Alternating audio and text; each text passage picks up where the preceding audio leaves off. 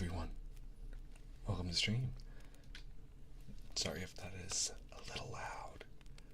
I have to make sure that the settings are in such a way. I had it set for recording nature sounds, and now I am trying to make sure that I'm not going to blow out anyone's eardrums as I begin to tell you a nice little story for the night.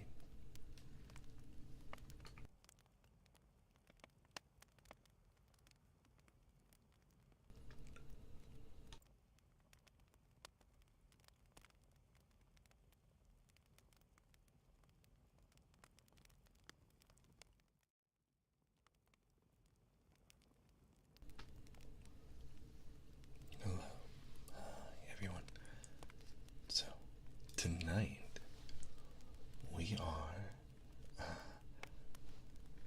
streaming across 3 different platforms, and I'm directly streaming to YouTube. So, you can feel free to say hello to YouTube chat, and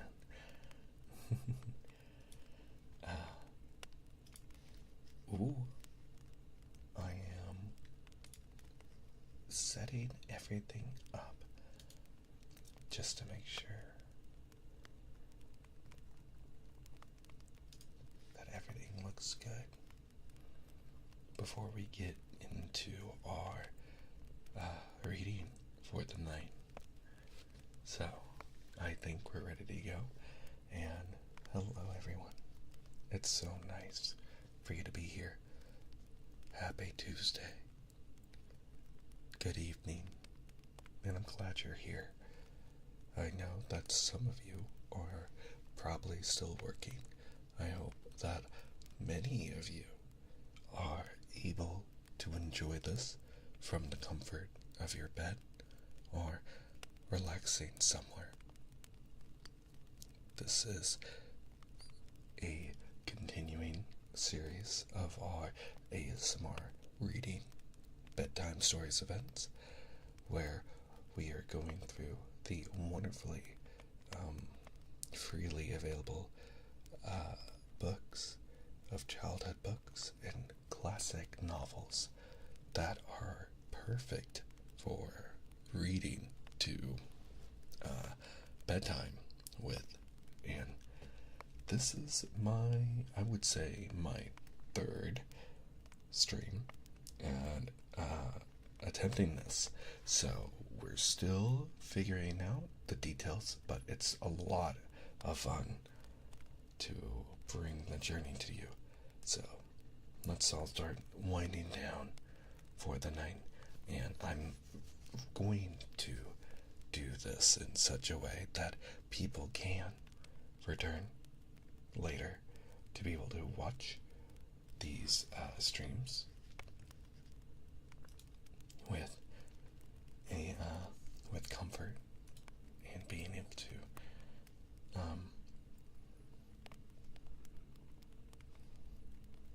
able to relax and just end the day with something cozy. Growing up, I've always loved reading. I loved reading at night as a way to end my day and as a way to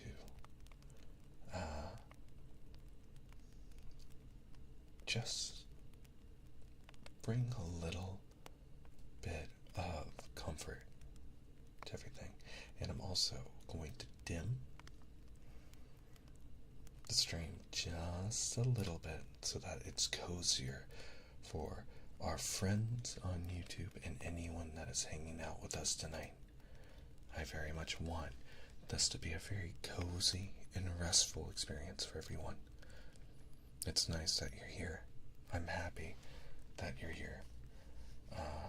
Oh, I almost forgot one more thing, and I'm just gonna go through and set it up really fast before we get going. There we are. I'm gonna leave triggers off for tonight, since we are reading, and this is not a straightforward ASMR experience, it's just a classic, just reading of a story.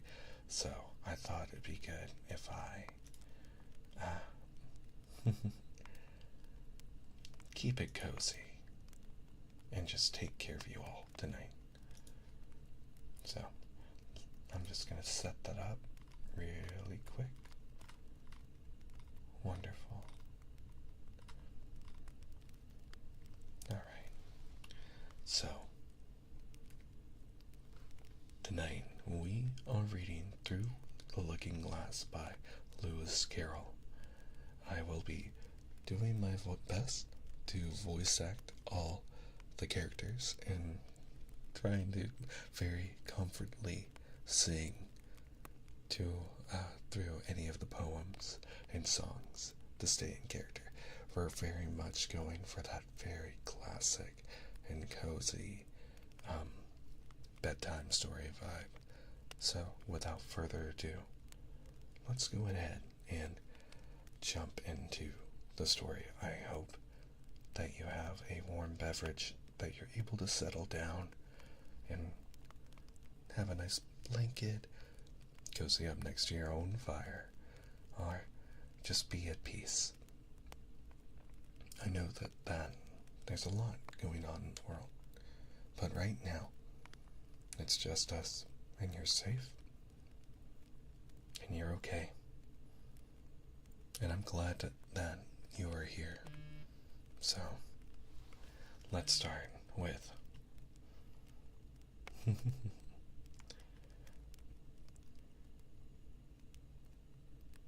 we go.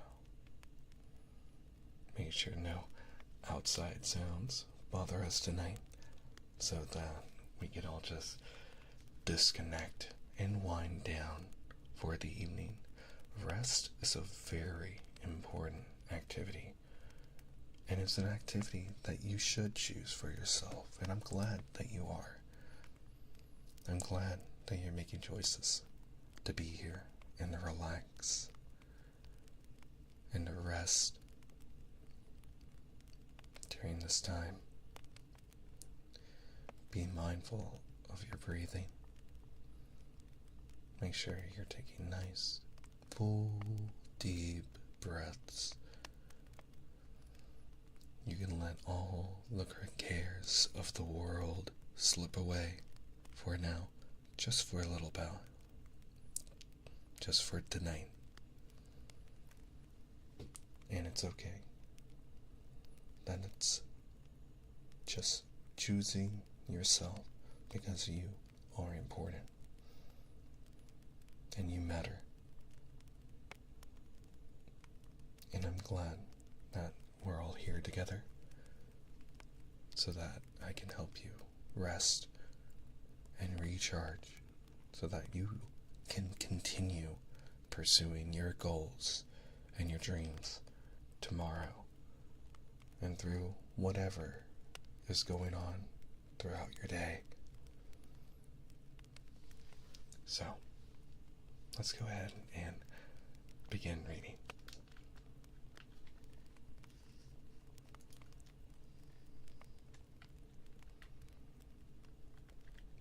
Just flipping through, we have 1, 2, 3, 4, 5, 6, 7, 8, 9, 10, 11, 12 chapters. Through the Looking Glass is your favorite Alice story. I'm glad.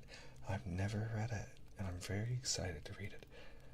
I don't think we'll get through it in one go, but I'm very happy to continue reading this when it comes to Thursday, when we continue. And when that occurs, I'm hoping that we can include some new nature audio that I've been working on, and I've been learning to edit to make it very cozy for everyone. And so stay tuned.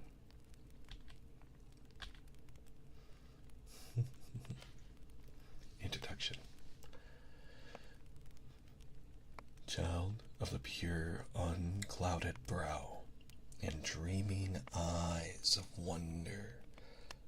Though time be fleet, and I and thou are half asunder, thy loving smile will surely hail the love gift of a fairy tale. I have not seen thy sunny face, nor heard thy silver laughter. No thought of me shall find a place in thy young life's hereafter. Enough that now thou wilt not fall to listen to my fairy tale, a tale begun in other days when summer suns were glowing, a simple chime that served to time the rhythm of our rowing, whose echoes live in memory yet, though envious years would say, forget.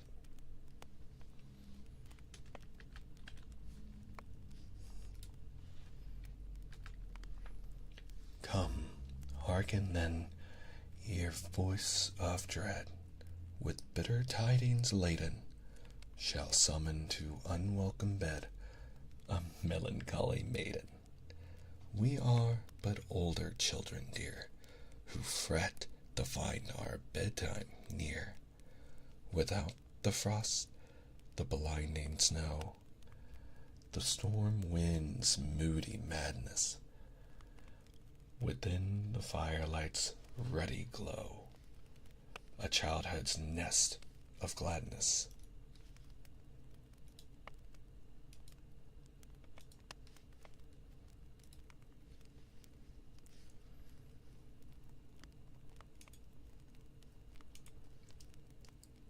I'm just taking a moment to pause certain windows because I'm hearing some feedback that I don't want to bleed in for everyone. Thank you. As I get used to the method of working with my ASMR gear, I'm looking forward to be a little more fluid in the application of this process. Back to the story. Without the frost, the blinding snow, the storm wind's moody madness, within the firelight's ruddy glow, and childhood's nest of gladness, the magic words shall hold thee fast. Thou shalt not heed the raving blast, and though the shadow of a sigh may tremble through the story, for happy summer days gone by in vanished summer glory, it shall not touch with breath of bale the pleasance of our fairy tale.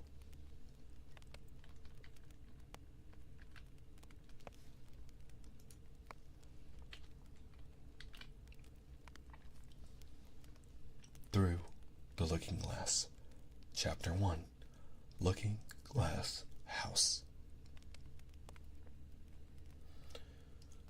One thing was certain, that the white kitten had had nothing to do with it. It was the black kitten's fault entirely. For the white kitten had been having its face washed by the old cat for the last quarter of an hour, and bearing it pretty well, considering. So, you see that it couldn't have had any hand in the mischief.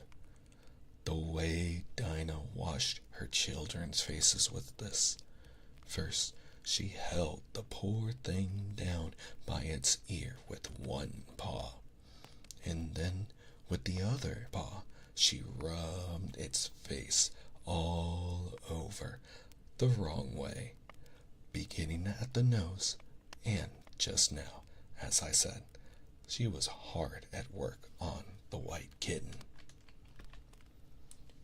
which was lying quite still and trying to purr, no doubt feeling that it was all meant for its good. But the black kitten had been finished with earlier in the afternoon, and so, while Alice was sitting curled up in a corner of the great armchair, half talking to herself and half asleep, the kitten had been having a grand game of romps with the ball of worsted Alice had been trying to wind up, and had been rolling it up and down till it had all become undone again. And there it was, spread over the hearthrug, all knots and tangles, with the kitten running after its own tail in the middle. "Oh, you wicked, wicked little thing!" cried Alice, catching up the kitten and giving it a little kiss to make it understand that it was in disgrace.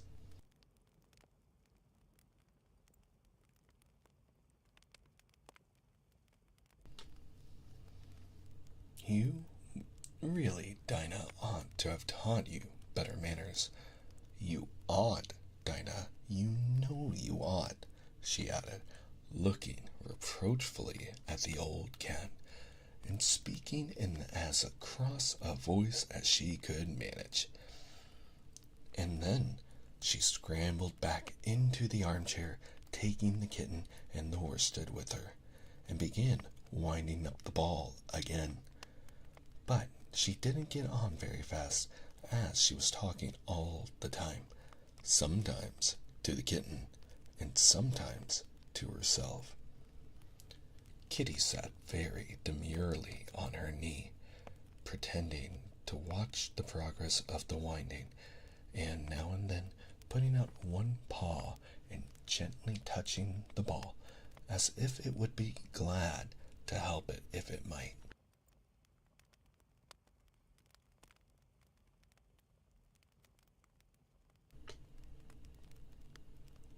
"Do you know what tomorrow is, Kitty?" Alice began. "You'd have guessed if you'd been up in the window with me, only Dinah was making you tidy, so you couldn't. I was watching the boys getting in sticks for the bonfire, and it was plenty of sticks, Kitty, only it got so cold, and it snowed so, they had to leave off. Never mind, Kitty. We'll go and see the bonfire tomorrow." Here Alice wound 2 or 3 turns of the worsted round the kitten's neck, just to see how it would look. This led to a scramble in which the ball rolled down upon the floor, and yards of it got unwound again. Do you know I was so angry, Kitty?" Alice went on, as soon as they were comfortably settled again. "When I saw all the mischief you had been doing, I was very nearly opening the window and putting you out into the snow. And you'd have deserted, you little mischievous darling. What have you got to say for yourself? Now, don't interrupt me," she went on, holding up one finger. "I'm going to tell you all your faults.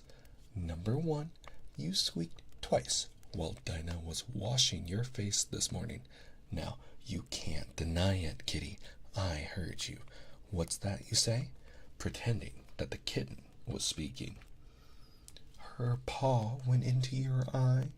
Well, that's your fault for keeping your eyes open. If you'd shut them tight, it wouldn't have happened. Now, don't make any more excuses, but listen. Number 2, you pulled Snowdrop away by the tail just as I had put down the saucer of milk before her. What? You were thirsty, were you? How do you know she wasn't thirsty too? Now, For number 3, you unwound every bit of the worsted while I wasn't looking. That's 3 faults, Kitty, and you've not been punished for any of them yet. You know, I'm saving up all your punishments for Wednesday week. Suppose they had saved up all my punishments, she went on, talking more to herself than the kitten. What would they do at the end of a year? I should be sent to prison, I suppose, when the day came. Or, let me see. Suppose each punishment was to be going without a dinner. Then, when the miserable day came, I should have to go without 50 dinners at once. Well, I shouldn't mind that much. I'd far rather go without them than eat them. Do you hear the snow against the window panes, Kitty? How nice and soft it sounds. Just as if someone was kissing the window all over outside. I wonder if the snow loves the trees and the fields, that it kisses them so gently. And then it covers them up snug, you know, with a white quilt. And perhaps it says, "Go to sleep, darlings, till the summer comes again."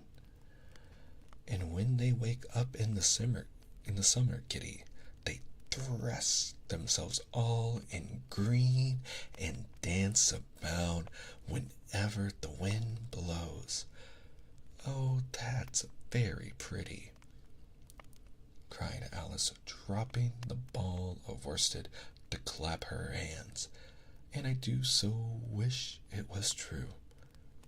I'm sure the woods look sleepy in the autumn when the leaves are getting brown. Kitty, can you play chess? Now, don't smile, my dear. I'm asking it seriously, because when we were playing just now, you watched just as if you understood it, and when I said check, you purred. Well, it was a nice check, Kitty, and really, I might have won if it hadn't been for that nasty knight that came wiggling down among my pieces.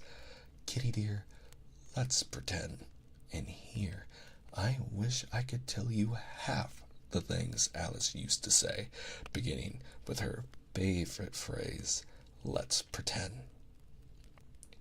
She had quite a long argument with her sister only the day before, all because Alice had begun with, "Let's pretend we're kings and queens." And her sister, who liked being very exact, had argued that they couldn't, because there were only 2 of them, and Alice had been reduced at last to say, "Well, you can be one of them then, and I'll be all the rest." And once she had frightened her own nurse by shouting suddenly in her ear, "Nurse, don't do let's pretend that I'm a hungry hyena and you're a bone." But this is taking us away from Alice's speech to the kitten. Let's pretend that you're the Red Queen, Kitty. Do you know, I think if you sat up and folded your arms, you'd look exactly like her. Now, do try. There's a dear. And Alice got the Red Queen off the table and set it up before the kitten as a model for it to imitate. However, the thing didn't succeed. Principally, Alice said, because the kitten wouldn't fold its arms properly. So, to punish it, she held it up to the looking glass, that it might see how sulky it was. And if you're not good directly, she added, I'll put you through into Looking Glass House. How would you like that? Now, if you only attend Kitty and not talk so much, I'll tell you all my ideas about Looking Glass House. First, there's the room you can see through the glass. That's just the same as our drawing room, only the things go the other way.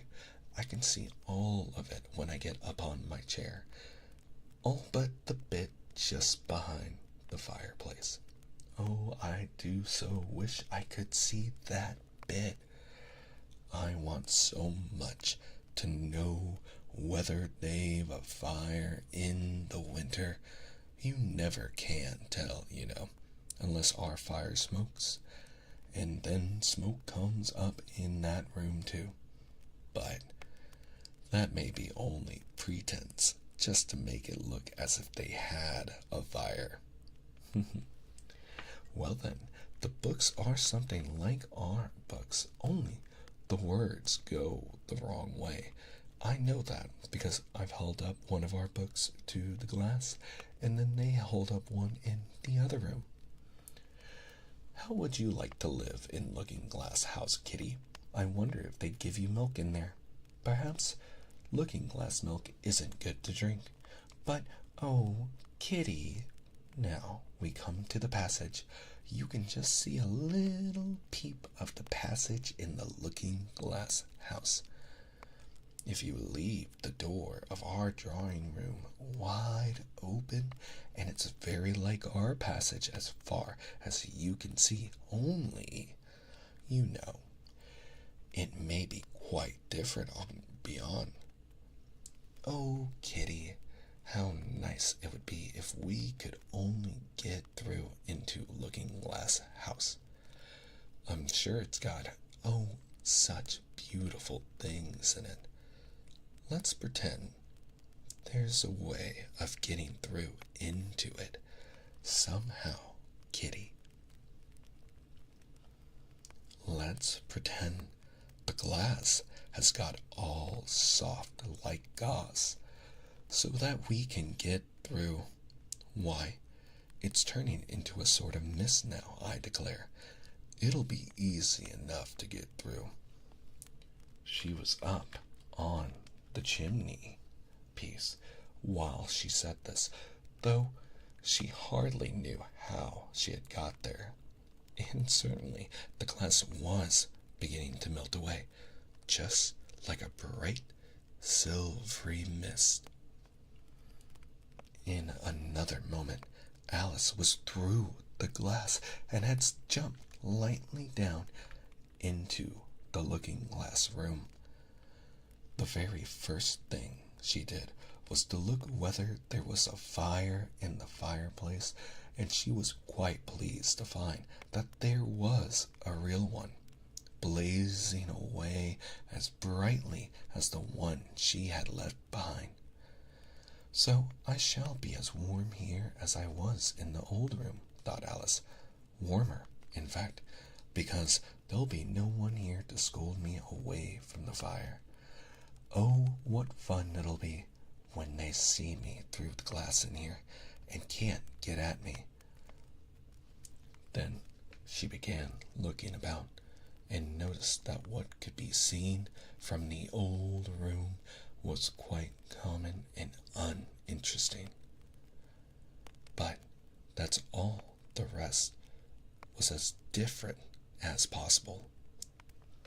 For instance, the pictures on the wall next to the fire seemed to be all alive, and the very clock on the chimney piece, you can only see the back of it in the looking glass, had got the face of a little old man, and grinned at her. They don't keep this room so tidy as the other, Alice thought to herself, as she noticed several of the chessmen down in the hearth among the cinders. But in another moment, with a little of surprise, she was down on her hands and knees watching them. The chessmen were walking about 2 and 2. "Here are the Red King and the Red Queen," Alice said, in a whisper for fear of frightening them. "And there are the White King and the White Queen sitting on the edge of the shovel. And here are 2 castles walking arm in arm. I don't think they can hear me," she went on as she put her head closer down. "And I'm nearly sure they can't see me. I feel somehow as if I were invisible." Here, something began squeaking on the table behind Alice and made her turn her head just in time to see one of the white pawns roll over and begin kicking. She watched it with great curiosity to see what would happen next. "It is the voice of my child," the White Queen cried out as she rushed past the king so violently that she knocked him over among the cinders. "My precious Lily, my imperial kitten," and she began scrambling wildly up the side of the fender. "Imperial fiddlestick," said the king, rubbing his nose, which had been hurt by the fall. He had a right to be a little annoyed with the queen, for he was covered with ashes from head to foot. Alice was very anxious to be of use, and as the poor little Lily was nearly screaming herself into a fit, she hastily picked up the queen and set her on the table by the side of her noisy little daughter. The queen gasped and sat down. The rapid journey through the air had quite taken away her breath, and for a minute or two she could do nothing but hug the little Lily in silence.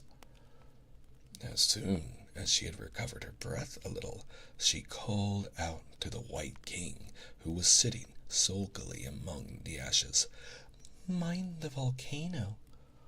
"What volcano?" said the king, looking up anxiously into the fire, as if he thought that was the most likely place to find one.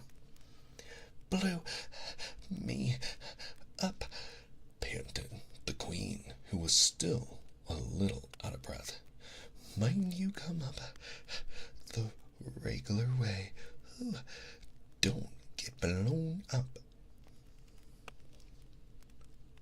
Alice watched the White King as he slowly struggled up from bar to bar, till at last she said, "Why, you'll be hours and hours getting to the table at that rate. I'd far better help you, hadn't I?" But the king took no notice of the question. It was quite clear that he could neither hear her nor see her. So Alice picked him up very gently and lifted him across more slowly than she had lifted the queen, that she might take his breath away. But before she put him on the table, she thought she might as well dust him a little. He was so covered with ashes. She said afterward that she had never seen in all of her life such a face as the king made when he found himself held in the air by an invisible hand and being dusted, he was far too much astonished to cry out, but his eyes and his mouth went on getting larger and larger and rounder, till her hand shook so with laughing that she nearly let him drop upon the floor. "Oh, please don't make such faces, my dear," she cried out, quite forgetting that the king couldn't hear her. "You make me laugh so that I can hardly hold you. And don't keep your mouth so wide open. All the ashes will get into it. There now, I think you're tidy enough," she added, as she smoothed his hair and set him upon the table near the queen. The king immediately fell flat on his back and lay perfectly still, and Alice was a little alarmed at what she had done, and went round the room to see if she could find any water to throw over him.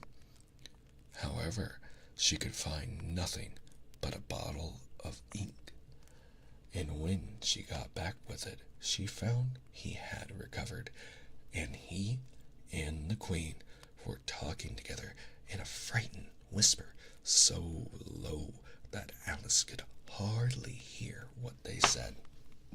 Sorry.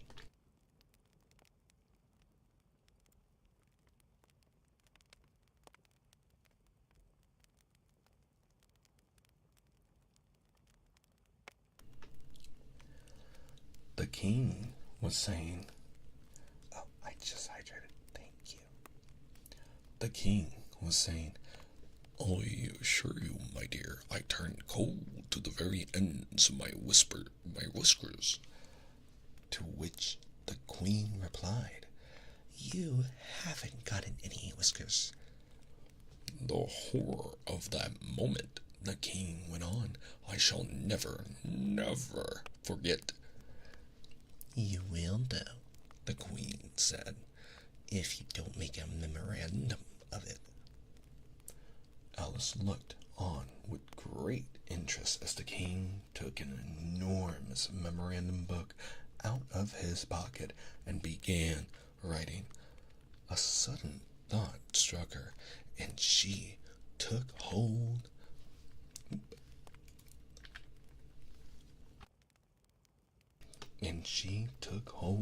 of the end of the pencil, which came some way over his shoulder, and began writing for him. The poor king looked puzzled and unhappy, and struggled with the pencil for some time without saying anything. But Alice was too strong for him, and at last he panted out, "My dear, I really must get a thinner pencil. I can't manage this one a bit. It writes all manner of things that I don't intend." I might still be a little hot in my mic. There we go. "What manner of things?" said the queen, looking over the book in which Alice had put. "The white knight is sliding down the poker. He balances very badly." "That's not a memorandum of your feelings." There was a book lying near Alice on the table, and while she watched the White King, for she was still a little anxious about him, and had the ink all ready to throw over him, in case he fainted again, she turned over the leaves to find some part that she could read. "For it's all in some language I don't know," she said to herself. It was like this: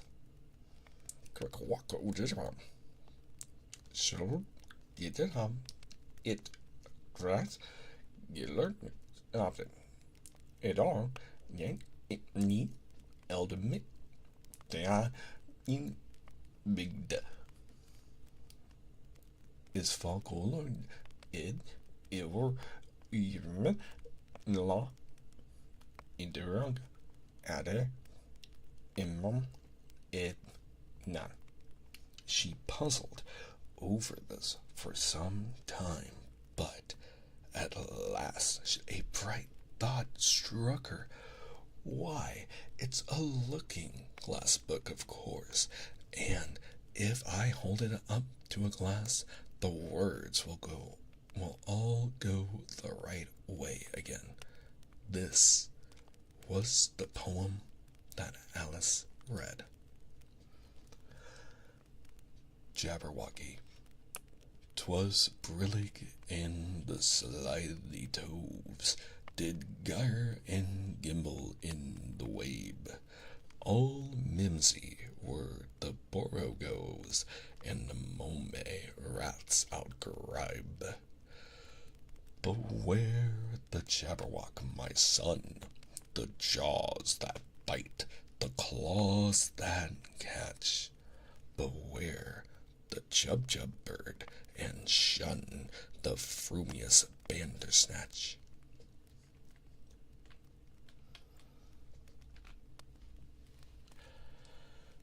He took his vorpal sword in hand. Long time the maxim foe he sought. So he rested by the tum-tum tree and stood a while in thought. And as in offish thought he stood, the Jabberwock with eyes of flame came whiffling through the tulgey wood and burbled as it came. 1, 2, 1, 2, and through and through. The vorpal blade went snicker-snack. He left it dead, and with its head he went galumphing back. And hast thou slain the Jabberwock? Come to my arms, my beamish boy. O frabjous day, Callooh Callay, he chortled in his joy. 'Twas brillig and the slithy toves did gyre and gimble in the wabe. All mimsy were the borogoves, and the mome rats outgrabe. It seems very pretty, she said when she had finished it, but it's rather hard to understand. You see, she didn't like to confess. Is that what the Jabberwock is supposed to look like? I like that they include the original illustrations in the book. Even, she didn't like to admit, even to herself, that she couldn't make it out at all. Somehow it seems to fill my head with ideas, only I don't exactly know what they are. However, somebody killed something, that's clear at any rate. But oh, thought Alice, suddenly jumping up, if I don't make haste, I shall have to go back through the looking glass before I've seen what the rest of the house is like. Let's have a look at the garden first. She was out of the room in a moment and ran downstairs, or at least it wasn't exactly running, but a new invention for getting downstairs quickly and easily, as Alice said to herself. She just kept the tips of her fingers on the handrail and floated gently down without even touching the stairs with her feet. Then she floated on through the hall and would have gone straight out at the door in the same way if she hadn't caught hold of the doorpost. She was getting a little giddy too, with so much floating in the air, and she was rather glad to find herself walking again in the natural way.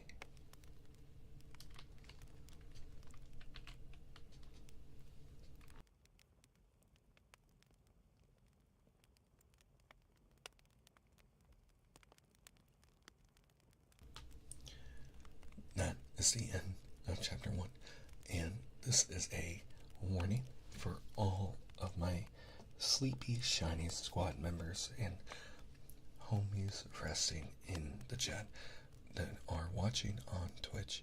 That ads are about to start.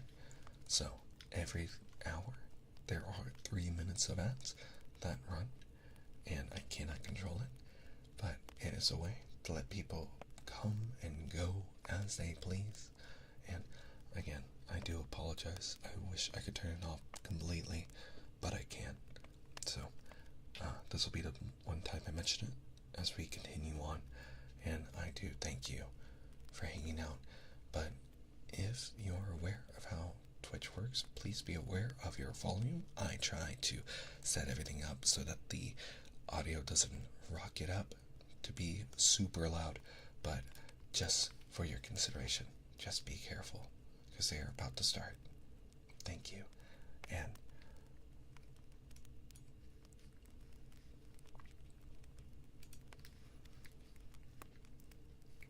we will continue with the story.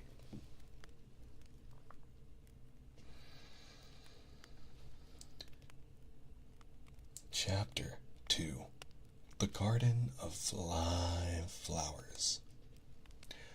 I should see the garden far better, said Alice to herself, if I could get to the top of that hill. And here's a path that leads straight to it. At least, no, it doesn't do that.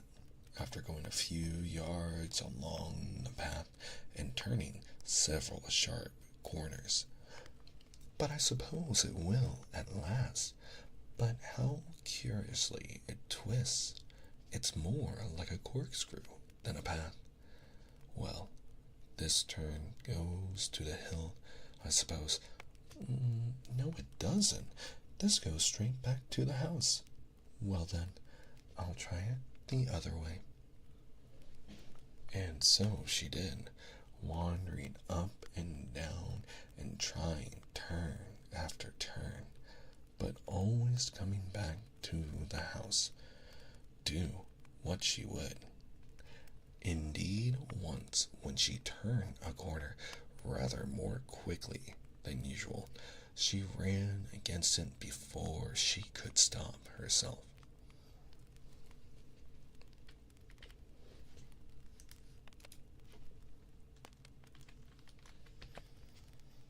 It's no use talking about it, Alice said, looking up at the house and pretending it was arguing with her. I'm not going in again yet. I know I should have to get through the looking glass again, back into the old room, and there'd be an end of all my adventures. So, resolutely turning her back upon the house, she set out once more down the path, determined to keep straight on till she got to the hill. For a few minutes all went on well, and she was just saying, I really shall do it this time, when the path gave a sudden twist and shook itself, as she described it afterward, and the next moment she found herself actually walking in at the door. Oh, it's too bad, she cried. I never saw such a house for getting in the way. Never. However, there was the hill full in sight, so there was nothing to be done but start again. This time she came upon a large flower bed with a border of daisies and a willow tree growing in the middle. Oh, tiger lily, said Alice, addressing herself to one that was waving gracefully about in the wind. "I wish you could talk." "We can talk," said the tiger lily, when there's anybody worth talking to." Alice was so astonished that she couldn't speak for a minute. It quite seemed to take her breath away. At length, as the tiger lily only went on waving about, she spoke again in a timid voice, almost in a whisper. "And can all the flowers talk?" "As well as you can," said the tiger lily, "and a great deal louder." "It isn't manners for us to begin, you know," said the rose, "and I really was wondering when you'd speak," said I to myself. "Her face has got some sense in it, though it's not a clever one. Still, you're the right color, and that goes a long way." "I don't care about the color," the tiger lily remarked. "If only her petals curled up a little more, she'd be all right." Alice didn't like being criticized, so she began asking questions. "Aren't you sometimes frightened at being planted out here with nobody to care for you?" "There's the tree in the middle," said the rose. "What else is it good for?" "But what could it do if any danger came?" Alice asked. "It could bark," said Rose. "It says bow wow." "It says bow wow," cried a daisy. "That's why its branches are called boughs." "Didn't you know that?" cried another daisy, and here they all began shouting together till the air seemed quite full of little shrill voices. "Silence, every one of you!" cried the tiger lily, waving itself passionately from side to side. And trembling with excitement, "They know I can't get at them," it panted, bending its quivering head toward Alice, "or they wouldn't dare to do it." "Never mind," Alice said in a soothing tone, and stooping down to the daisies who were just beginning again, she whispered, "If you don't hold your tongues, I'll pick you." There was silence in a moment, and several of the pink daisies turned white. "That's right," said the tiger lily. "The daisies are the worst of all. When one speaks, they all begin together, and it's enough to make one wither to hear the way they go on." "How is it you all can talk so nicely?" Alice said, hoping to get into a better temper by a compliment. "I've been in many gardens before, but none of the flowers could talk." "Put your hand down and feel the ground," said the tiger lily. "Then you'll know why." Alice did so. "It's very hard," she said, "but I don't see what that has to do with it." "In most gardens," the tiger lily said, "they make the beds too soft so that the flowers are always asleep." This sounded a very good reason, and Alice was quite pleased to know it. "I never thought of that before," she said. "It's my opinion that you never think at all." Sorry for the loudness of that. The rose said in a rather severe tone. "I never saw anybody look stupider, Violet said, so suddenly that Alice was quite jumped, for it hadn't spoken before. "Hold your tongue!" cried the tiger lily. And thank you for the head pats. "As if you ever saw anybody. You keep your head under the leaves and snore away there till you know no more what's going on in the world than if you were a bud." "Are there any more people in the garden besides me?" Alice said, not choosing to notice the rose's last remark. "There's one other flower in the garden that can move about like you," said the rose. "I wonder how you do it." "You're always wondering," said the tiger lily. "But she's more bushy than you are." "Is she like me?"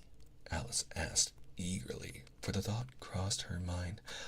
"There's another little girl in the garden somewhere." "Well, she has the same awkward shape as you," the rose said, "but she's redder and her petals are shorter, I think." Who's talking? "Her petals are done up close, almost like a dahlia," the tiger lily interrupted. "Not tumbled about anyhow, like yours." "But that's not your fault," the rose added kindly.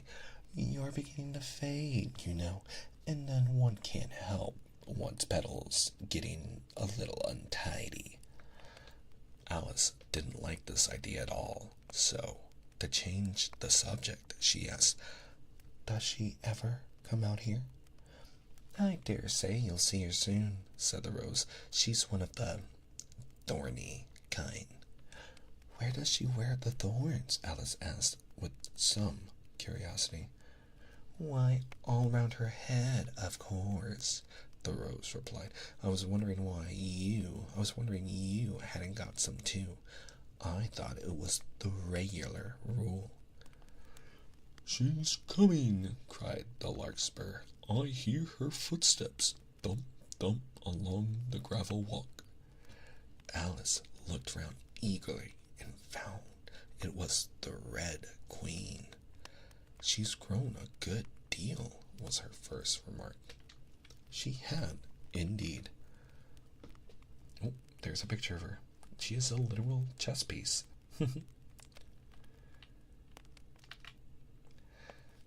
When Alice first found her in the ashes, she had been only 3 inches high, and here she was half a head taller than Alice herself. "It's the fresh air that does it," said the rose. "Wonderfully fine air it is out here." "I think I'll go and meet her," said Alice, for though the flowers were interesting enough, she felt that it would be far grander to have a talk with a real queen. "You can't possibly do that," said the rose. "I should advise you to walk the other way." This sounded nonsense to Alice, so she said nothing, but set off at once toward the Red Queen. To her surprise, she lost sight of her in a moment, and found herself walking in at the front door again. A little provoked, she drew back, and after looking everywhere for the Queen, whom she spied out at last a long way off, she thought she would try the plan, this time of walking in the opposite direction. It succeeded beautifully. She had not been walking a minute before she found herself face to face with the Red Queen, and in full sight of the hill she had been so long aiming at. "Where do you come from?" said the Red Queen. "And where are you going? Look up, speak nicely, and don't twiddle your fingers all the time."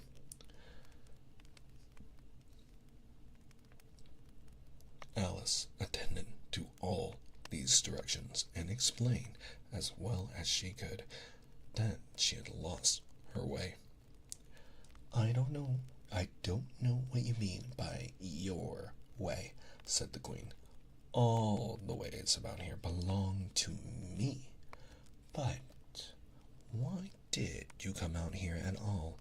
She added in a kinder tone. Courtesy while you're thinking what to say. It saves time. Alice wondered a little at this, but she was too much in awe of the Queen to disbelieve it. I'll try it when I go home, she thought to herself. The next time I'm a little late for dinner.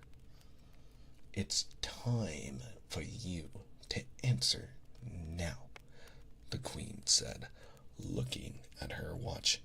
Open your mouth a little wider when you speak, and always say, Your Majesty. Oh, actually, tapped out. My apologies. I only wanted to see what the garden was like, Your Majesty. That's right, said the Queen, patting her on the head, which Alice didn't like at all. No, when you say garden, I've seen gardens compared with which this would be a wilderness. Alice didn't dare to argue the point, but went on. And I thought I'd try and find my way to the top of that hill. When you say hill, the Queen interrupted, I could show you hills in comparison with which you'd call that a valley. No, I shouldn't, said Alice, surprised into contradicting her at last. A hill can't be a valley, you know. That would be nonsense.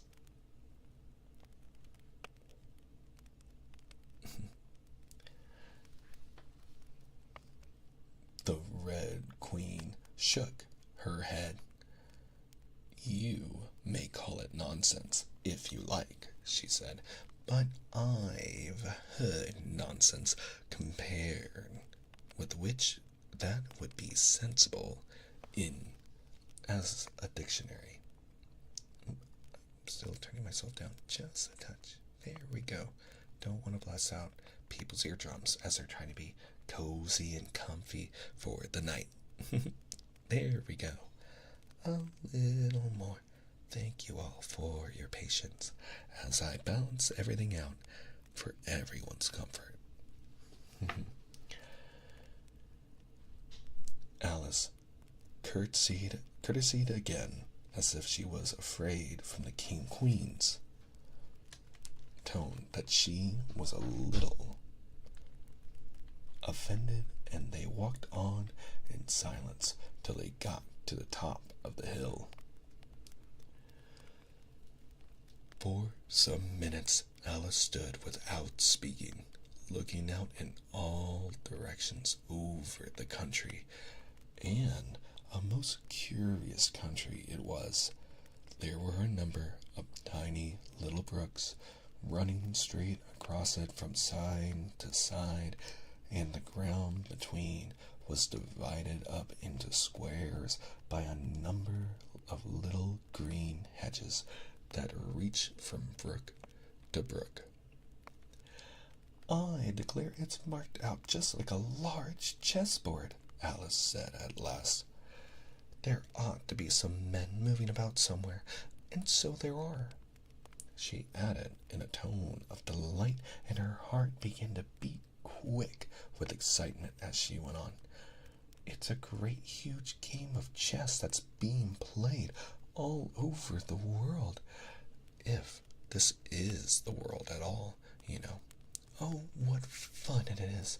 How I wish I was one of them. I wouldn't mind being a pawn, if only I might join, though, of course, I should like to be a queen best. She glanced rather shyly at the real Queen as she said this, but her companion only voice smiled pleasantly and said, "That's easily managed. You can be the White Queen's pawn if you like, as Lily's too young to play, and you're in the second square to begin with. When you get to the 8th square, you'll be a queen." Just at this moment, somehow or other, they began to run. Alice never could quite make out, in thinking it over afterward, how it was that they began. All she remembers is that they were running hand in hand, and the queen was so fast that it was all she could do to keep up with her, and still the queen kept crying, "Faster, faster," but Alice felt she could not go faster, though she had no breath left to say so. The most curious part of the thing was that the trees and other things around them never changed their places at all. However fast they went, they never seemed to pass anything. "I wonder if all the things move along with us," thought poor, puzzled Alice.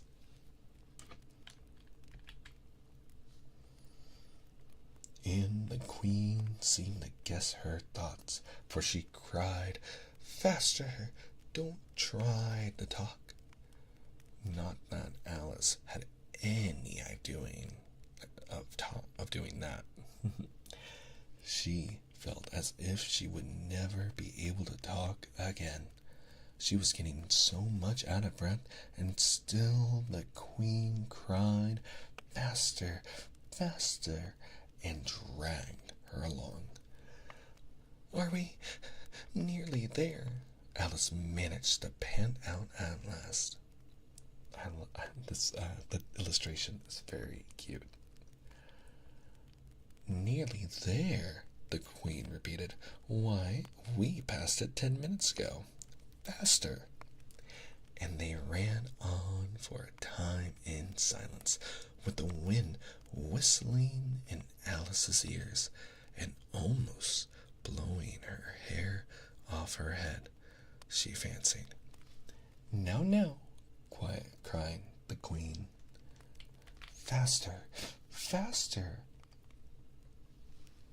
And they went so fast that at last they seemed to skim through the air, hardly touching the ground with their feet, till suddenly, just as Alice was getting quite exhausted, they stopped, and she found herself sitting on the ground, breathless and giddy.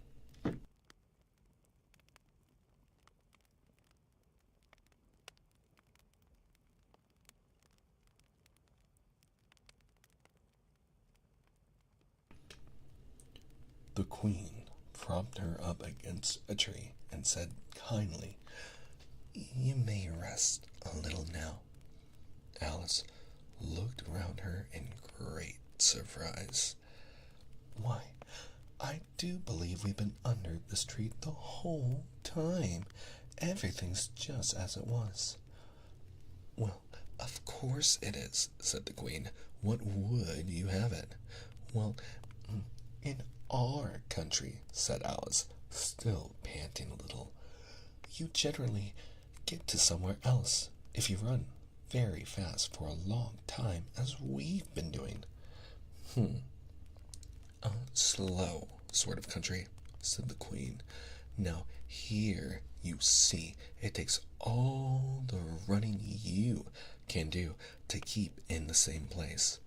If you want to get somewhere else, you must run at least twice as fast as that." "I'd rather not try, please," said Alice.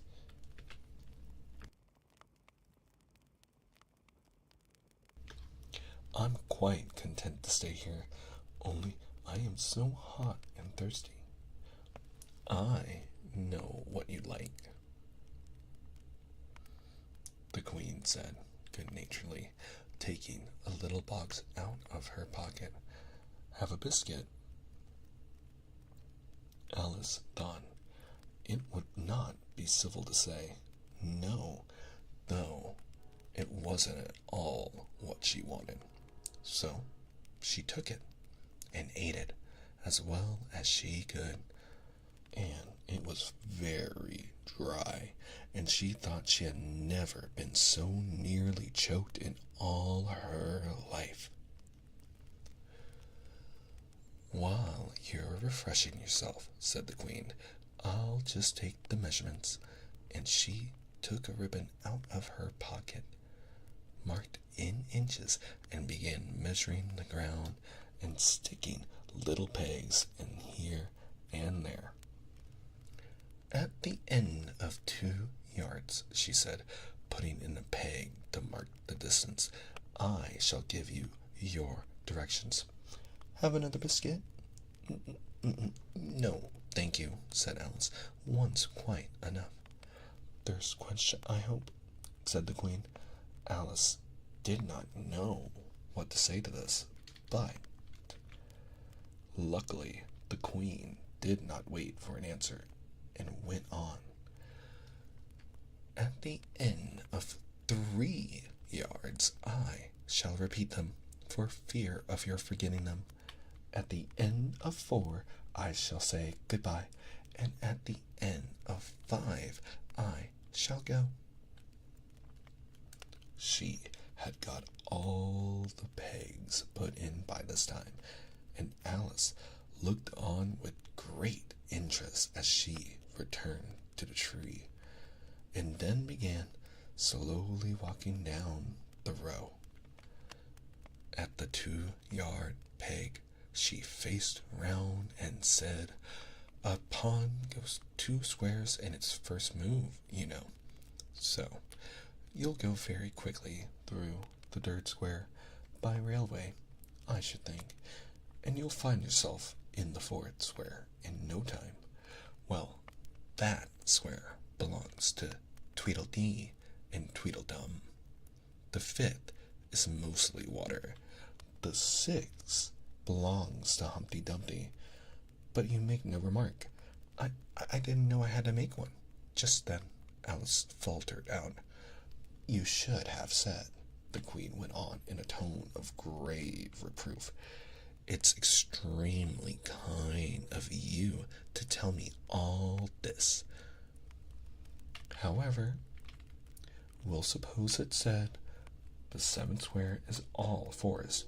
However, one of the knights will show you the way, and in the 8th square we shall be queens together, and it's all feasting and fun. Alice got up and courtesied, and courtesied, or maybe that's curtsied, and sat down again. At the next peg, the Queen turned again, and this time she said, speak in French when you can't think of the English for a thing. Turn out your toes when you walk, and remember who you are. She did not wait for Alice to curtsy this time, but walked on quickly to the next peg, where she turned for a moment to say goodbye, and then hurried on to the last. How it happened, Alice never knew, but exactly as she came to the last peg, she was gone. Whether she vanished into the air, or rather she ran quickly into the wood, and she can run very fast, thought Alice. There was no way of guessing, but she was gone, and Alice began to remember that she was a pawn, and that it would soon be time for her to move.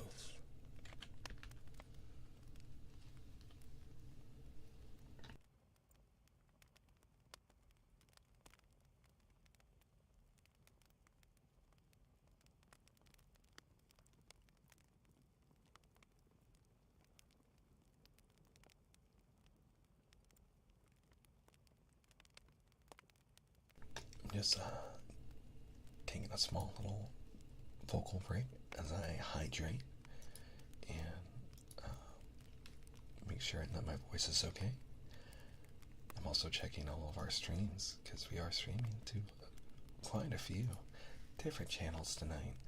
I really want to help people relax and feel cozy, so hopefully people are enjoying. And thank you all for being here and keeping me company tonight. It's a real pleasure to be here. Now, on to Chapter 3. Looking Glass Insects. Of course, the first thing to do was to make a grand survey of the country she was going to travel through. It's something very like learning geography, thought Alice, as she stood on tiptoe in hopes of being able to see a little further. Principal rivers, there are none. Principal mountains, I'm on the only one. But I don't think it's got any name. Principal towns, why, what are those creatures making honey down there? They can't be bees. Nobody ever saw bees a mile off, you know. And for some time, she stood silent, watching one of them that was bustling about among the flowers, poking its proboscis into them, just as if it was a regular bee, thought Alice. However, this was anything but a regular bee.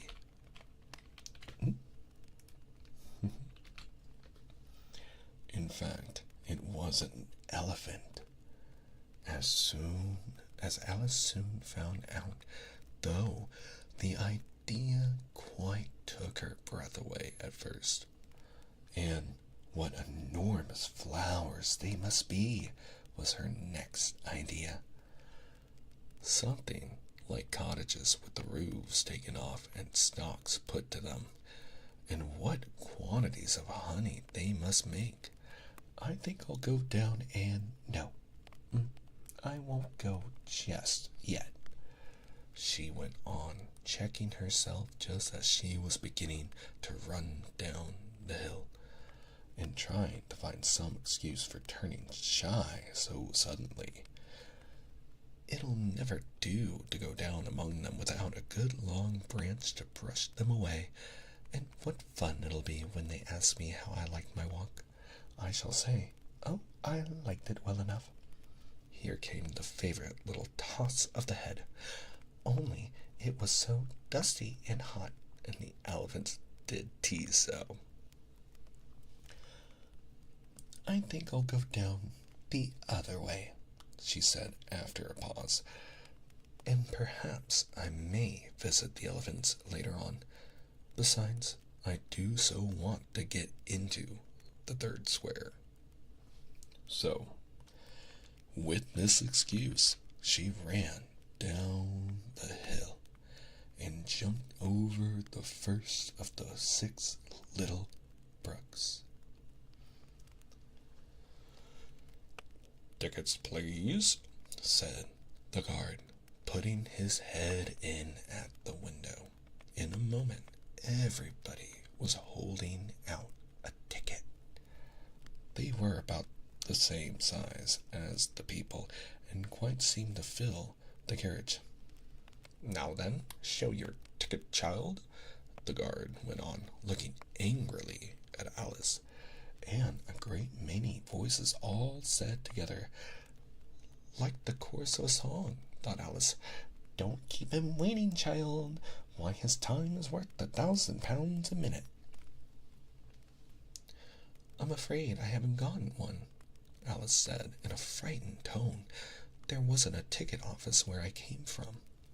And again the chorus of voices went on. "There wasn't room for one where she came from. The land there is worth £1,000 an inch." "Don't make excuses," said the guard.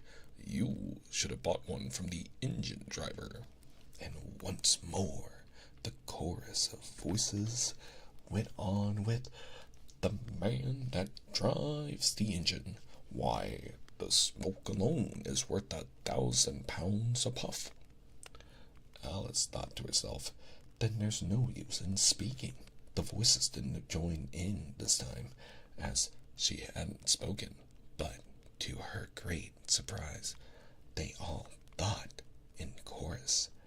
I hope you understand what thinking in chorus means, for I must confess that I don't.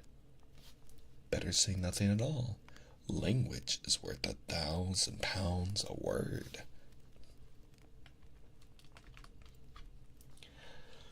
I shall dream about 1,000 pounds tonight. I know I shall, thought Alice.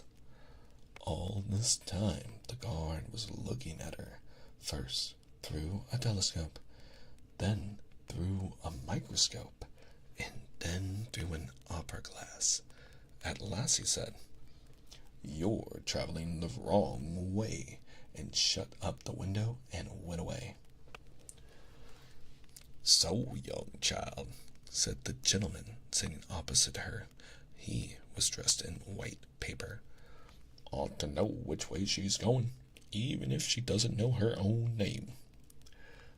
A goat that was sitting next to the gentleman in white shut his eyes and said in a loud voice, "She ought to know her way to the ticket office, even if she doesn't know her alphabet." There was a beetle sitting next to the goat. It was a very queer carriage full of passengers all together, and as the rule seemed to be that they should all speak in turn, he went on with, "She'll have to go back from here as luggage." Alice couldn't see who was sitting beyond the beetle, but a hoarse voice spoke next. "Change engines," it said, and there it choked, and was obliged to leave off. "It sounds like a horse," Alice thought to herself, and an extremely small voice close to her ear said, "You might make a joke on that. Something about horse and horse, you know." Then a very gentle voice in the distance said, "She must be labeled less with care, you know." And after that, other voices went on. What a number of people there are in the carriage, thought Alice, saying, "She must go by post, as she's got a head on her. She must be sent as a message by the telegraph. She must draw the train herself the rest of the way," and so on. But the gentleman dressed in white paper leaned forward and whispered in her ear, "Never mind what they all say, my dear, but take a return ticket every time the train stops." "Indeed I shan't," Alice said rather impatiently. "I don't belong to this railway journey at all. I was in a wood just now, and I wish I could get back there." "You might make a joke on that," said the little voice close to her ear. "Something about you would if you could, you know." "Don't tease so," said Alice, looking about in vain to see where the voice came from. "If you're so anxious to have a joke made, why don't you make one yourself?" The little voice sighed deeply. It was very unhappy, evidently, and Alice would have said something pitying to comfort it, if it would only sigh like other people, she thought. But this was such a wonderfully small sigh that she wouldn't have heard it at all if it hadn't come quite close to her ear. feel like I'm still a little loud for all of you, and I'm trying to be very considerate. There we go. The consequence of this was that it tickled her ear very much, and quite took off her thoughts from the unhappiness of the poor little creature. I know you are a friend, the little voice went on. A dear friend, and an old friend, and you won't hurt me, though I am an insect. What kind of insect? Alice inquired, a little anxiously. What she really wanted to know was whether it could sting or not, but she thought this wouldn't be quite a civil question to ask. What, then you don't? The little voice began, when it was drowned by a shrill scream from the engine, and everybody jumped up in alarm, Alice among the rest. The horse, who had put his head out of the window, quietly drew it in and said, "It's only a brook we have to jump over." Everybody seemed satisfied with this, though Alice felt a little nervous at the idea of trains jumping at all. "However, it'll take us into the fort square. That's some comfort," she said to herself. In another moment, she felt the carriage rise straight up into the air, and in her fright, she caught at the thing nearest to her hand, which happened to be the goat's beard. But the beard seemed to melt away as she touched it, and she found herself sitting quietly under some tree while the gnat, for that was the insect she had been talking to, was balancing itself on a twig just over her head and fanning her with its wings. It certainly was a very large gnat, about the size of a chicken, Alice thought. Still, she couldn't feel nervous with it after they had been talking together so long. Then you don't like all insects? The gnat went on, as quietly as if nothing had happened. I like them when they can talk, Alice said. None of them ever talk where I come from. What sort of insects do you rejoice in where you come from? The gnat inquired. I don't rejoice in insects at all, Alice explained, because I'm rather afraid of them. At least the large kinds, but I can tell you the names of some of them. Of course they answer to their names, the gnat remarked carelessly. I never knew them to do it. I'm gonna take a little quick drink of water.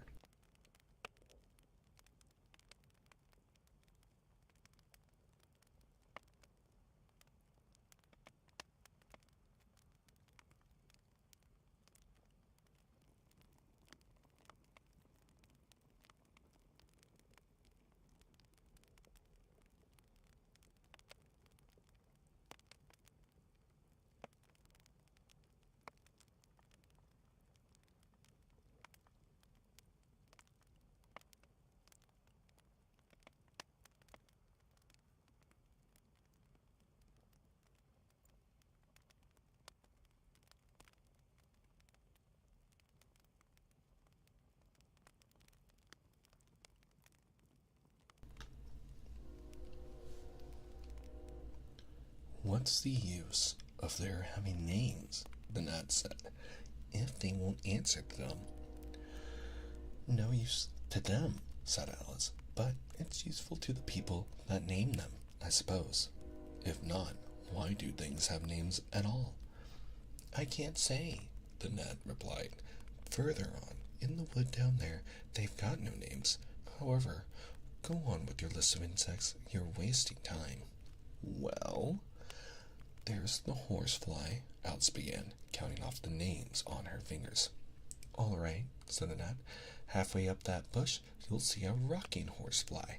If you look, it's made entirely of wood and gets about by swinging itself from branch to branch. What does it live on? Alice asked with great curiosity. Sap and sawdust, said the gnat. Go on with the list. Alice looked at the rocking horsefly with great interest and made up her mind that it must have been just repainted. It looked so bright and sticky, and then she went on.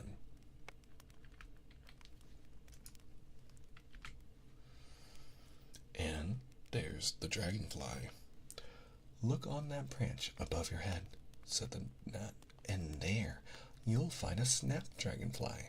Its body is made of plum pudding, its wings of holly leaves, and its head is a raisin burning in brandy. And what does it live on? Alice asked, as before. Frumenty and mince pie, the gnat replied, and it makes its nest in a Christmas box. And then there's the butterfly, Alice went on, after she had taken a good look at the insect with its head on fire, and had thought to herself, I wonder if that's the reason insects are so fond of flying into candles, because they want to turn into snapdragonflies. Crawling at your feet, said the gnat. Alice drew her feet back in some alarm. You may observe a bread and butterfly. Its wings are thin slices of bread and butter. Its body is a crust, and its head is a lump of sugar. And what does it live on? Wheat tea with cream in it. A new difficulty came into Alice's head. Supposing it couldn't find any, she suggested. Then it would die, of course. But that must happen very often, Alice remarked thoughtfully. It always happens, said the gnat. After this, Alice went silent for a minute or two, pondering. The gnat amused itself meanwhile by humming round and round her head. At last it settled again and remarked, I suppose you don't want to lose your name. No, indeed, Alice said, a little anxiously. And yet I don't know, the gnat went on in a careless tone. Only think how convenient it would be if you could manage to go home without it. For instance, if the governess wanted to call you to your lessons, she would call out, Come here, blank, and there she would leave off, because there wouldn't be any name for her to call. And, of course, you wouldn't have to go, you know. That would never do, I'm sure, said Alice. The governess would never think of excusing me lessons for that. If she could remember my name, she'd call me Miss, as the servants do. Well, if she said Miss, and didn't say anything more, the gnat remarked, of course you'd miss your lessons. That's a joke.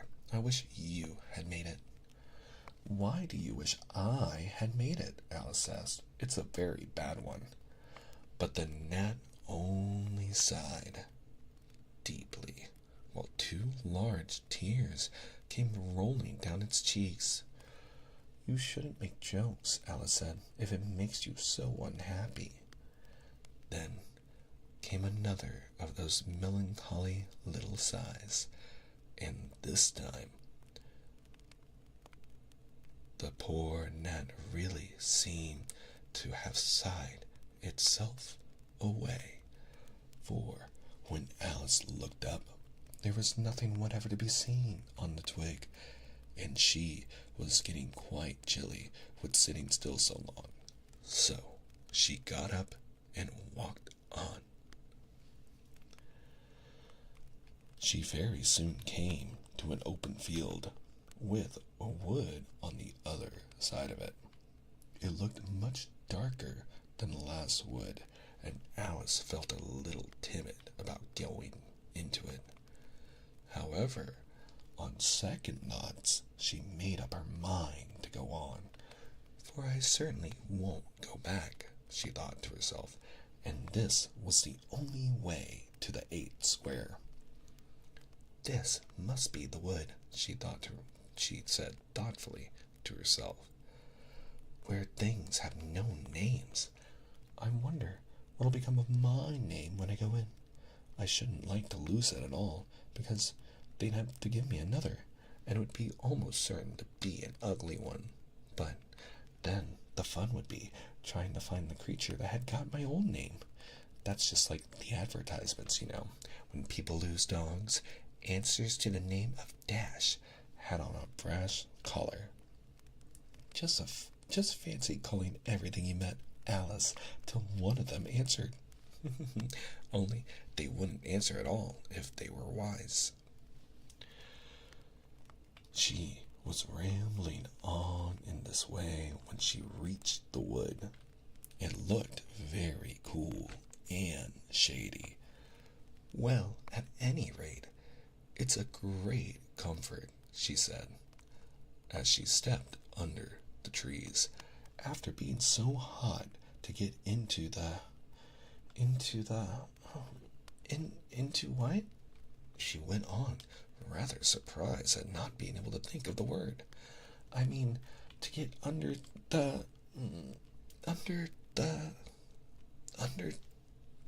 this, putting her hand on the trunk of the tree. What does it call itself, I wonder? I do believe it's got no name. Why, to be sure, it hasn't. She stood silent for a minute, thinking. Then she suddenly began again. Then it really has happened after all. And now, who am I? I will remember if I can. I'm determined to do it. But being determined didn't help her much, and all she could say, after a great deal of puzzling, was L. I know it begins with L. Just then, a fawn, spelled with a capital F, came wandering by. It looked at Alice with its large, gentle eyes, but didn't seem at all frightened. Here then, Alice said, as she held out her hand and tried to stroke it, but it only started back a little, and then stood looking at her again.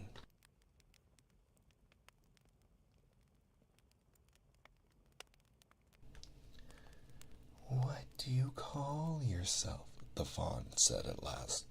Such a soft, sweet voice it had. I wish I knew, thought poor Alice. She answered, rather sadly, nothing just now. Thinking again, it said. That won't do. Alice thought, but nothing came of it. Please, would you tell me what you call yourself? She said timidly. I think that might help a little. I'll tell you, if you'll come a little further on, the fawn said. I can't remember here. So they walked on together through the wood, Alice with her arms clasped lovingly round the soft neck of the fawn, till they came out into another open field, and here the fawn gave a sudden bound into the air and shook itself free from Alice's arms. I'm a fawn, it cried out in a voice of delight, and dear me, you're a human child. A sudden look of alarm came into its beautiful brown eyes, and in another moment it had darted away at full speed. Alice stood looking after it, almost ready to cry with vexation at having lost her dear little fellow traveler so suddenly. However, I know my name now, she said. That's some comfort. Alice, I won't forget it again. And now, which of these finger posts ought I to follow, I wonder? It was not a very difficult question to answer, as there was only one road through the wood, and the two finger posts both pointed along it. I'll settle it, Alice said to herself, when the road divides and they point in different ways. But, th- but this did not seem likely to happen. She went on and on a long way, but wherever the road divided, there was sure to be two finger posts pointing the same way. One marked to Tweedledum's house, and the other to the house of Tweedledee. I do believe, said Alice at last, that they live in the same house. I wonder, I never thought of that before, but I can't stay there long. I'll just call and say, how do you do, and ask them the way out of the wood. If I could only get to the 8th square before it gets dark. She wandered on, talking to herself as she went, till, on turning a sharp corner, she came upon two fat little men, so suddenly that she could not help starting back. But in another moment she recovered herself, feeling sure that they must be. Also, make a wish. It's 11:11.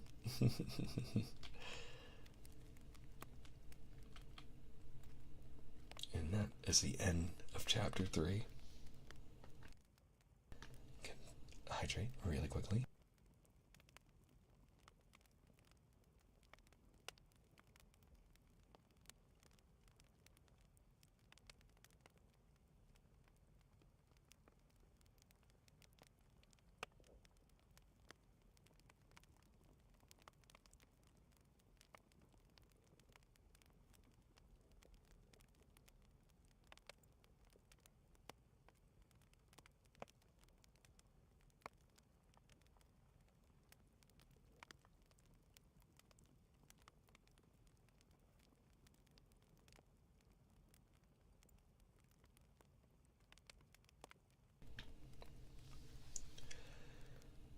Chapter 4, Tweedledum and Tweedledee. They were standing under a tree, each with an arm around the other's neck, and Alice knew which was which in a moment, because one of them had dumb embroidered on his collar, and the other D. I suppose they've each got Tweedle around at the back of the collar, she said to herself.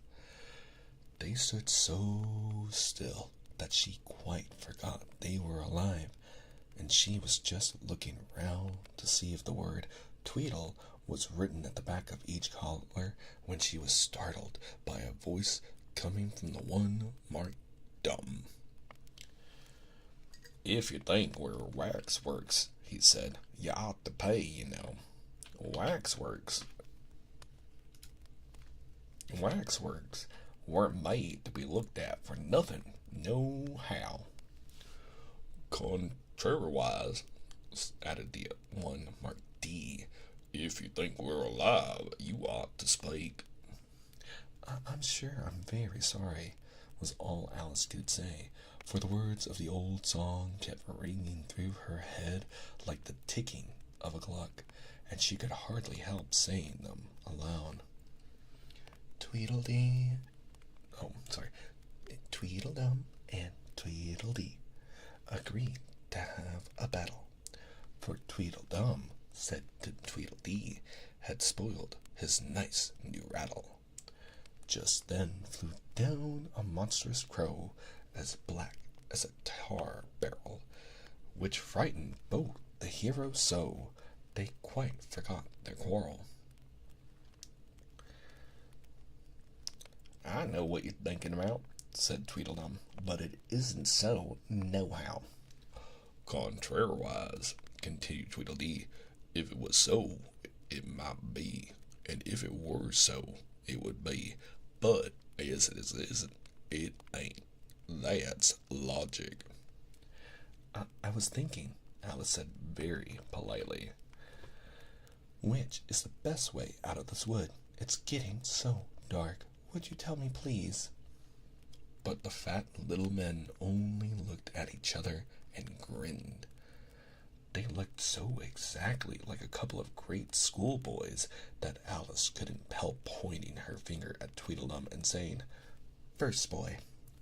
"No how," Tweedledum cried out briskly and shut his mouth again with a snap. "Next boy," said Alice, passing on to Tweedledee, though she felt quite certain he would only shout out contrariwise, and so he did. "You've begun wrong," cried Tweedledum. "The first thing in a visit is to say, 'How do you do?' and shake hands." And here the two brothers gave each other a hug, and then they held out the two hands that were free to shake hands with her.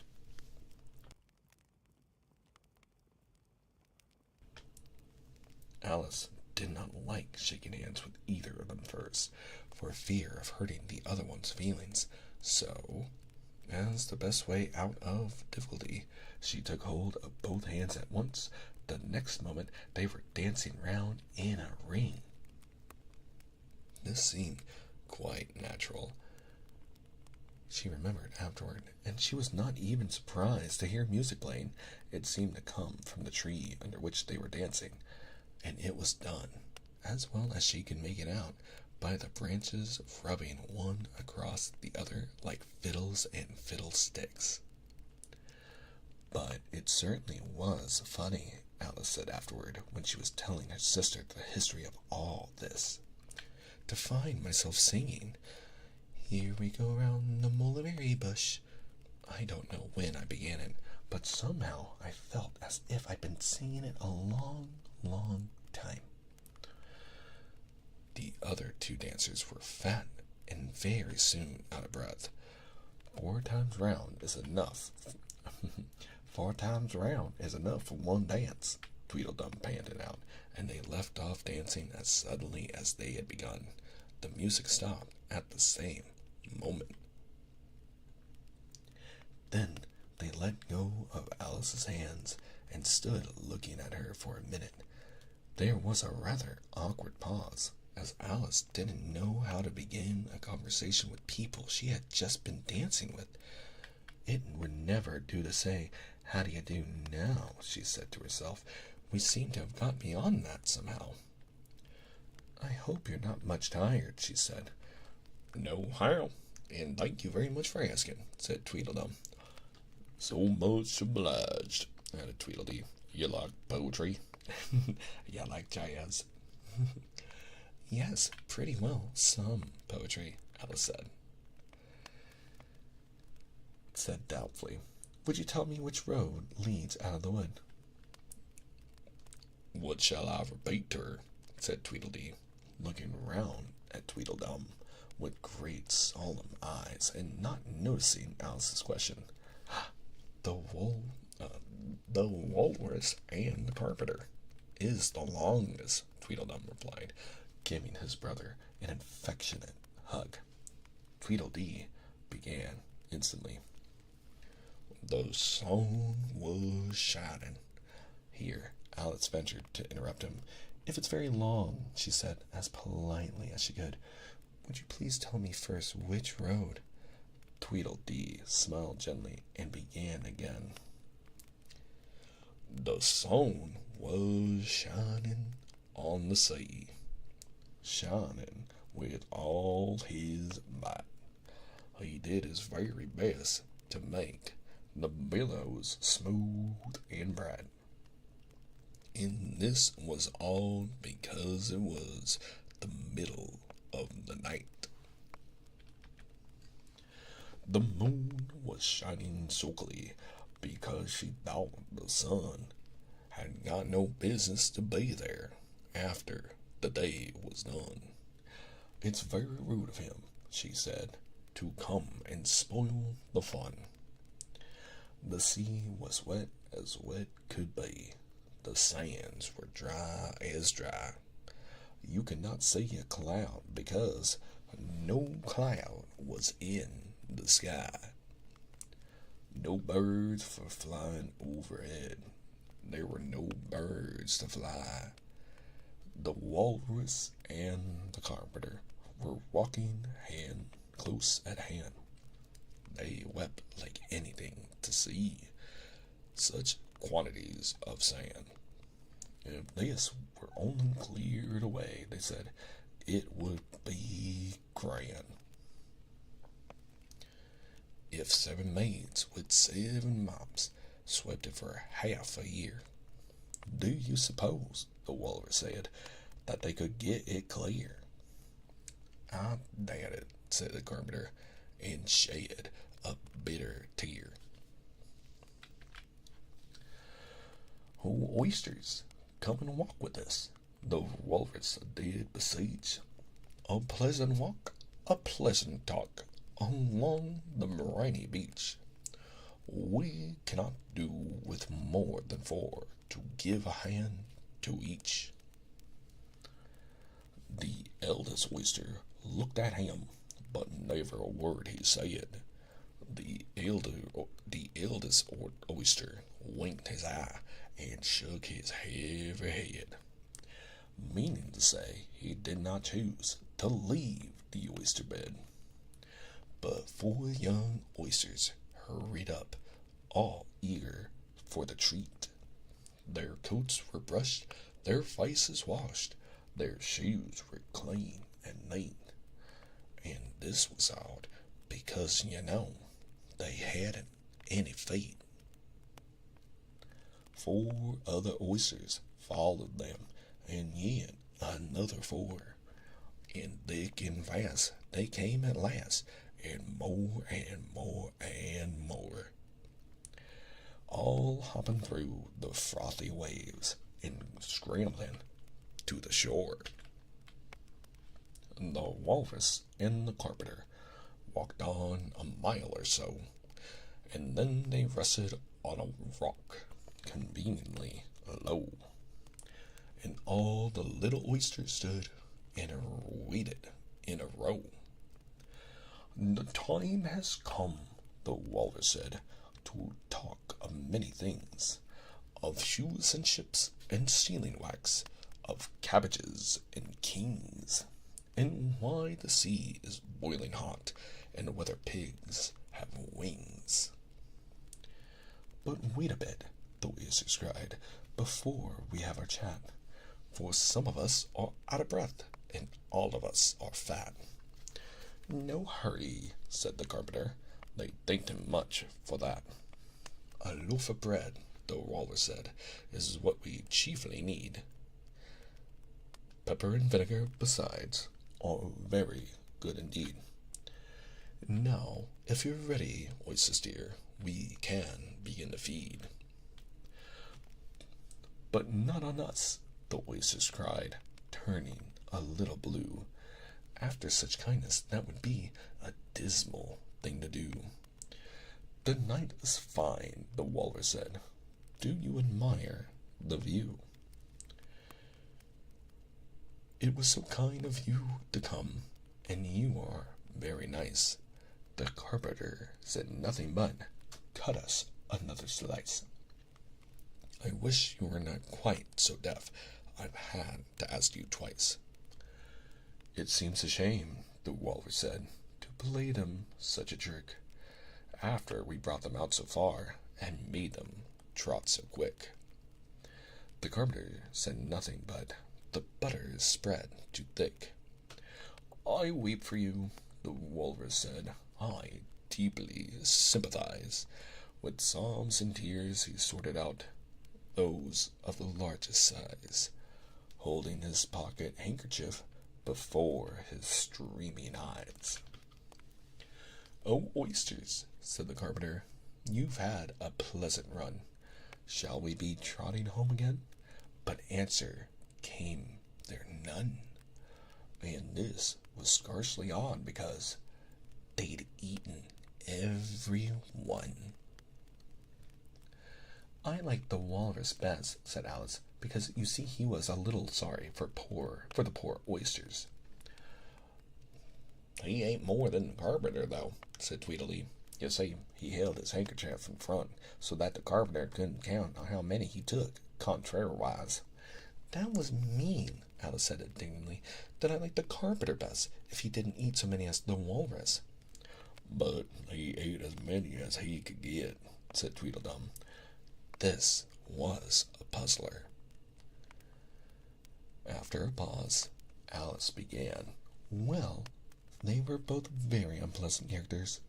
Here, she checked herself in some alarm at hearing something that sounded to her like the puffing of a large steam engine in the wood near them, though she feared it was more likely to be a wild beast. Are there any lions or tigers about here? She asked timidly. It's only the Red King snoring, said Tweedledee.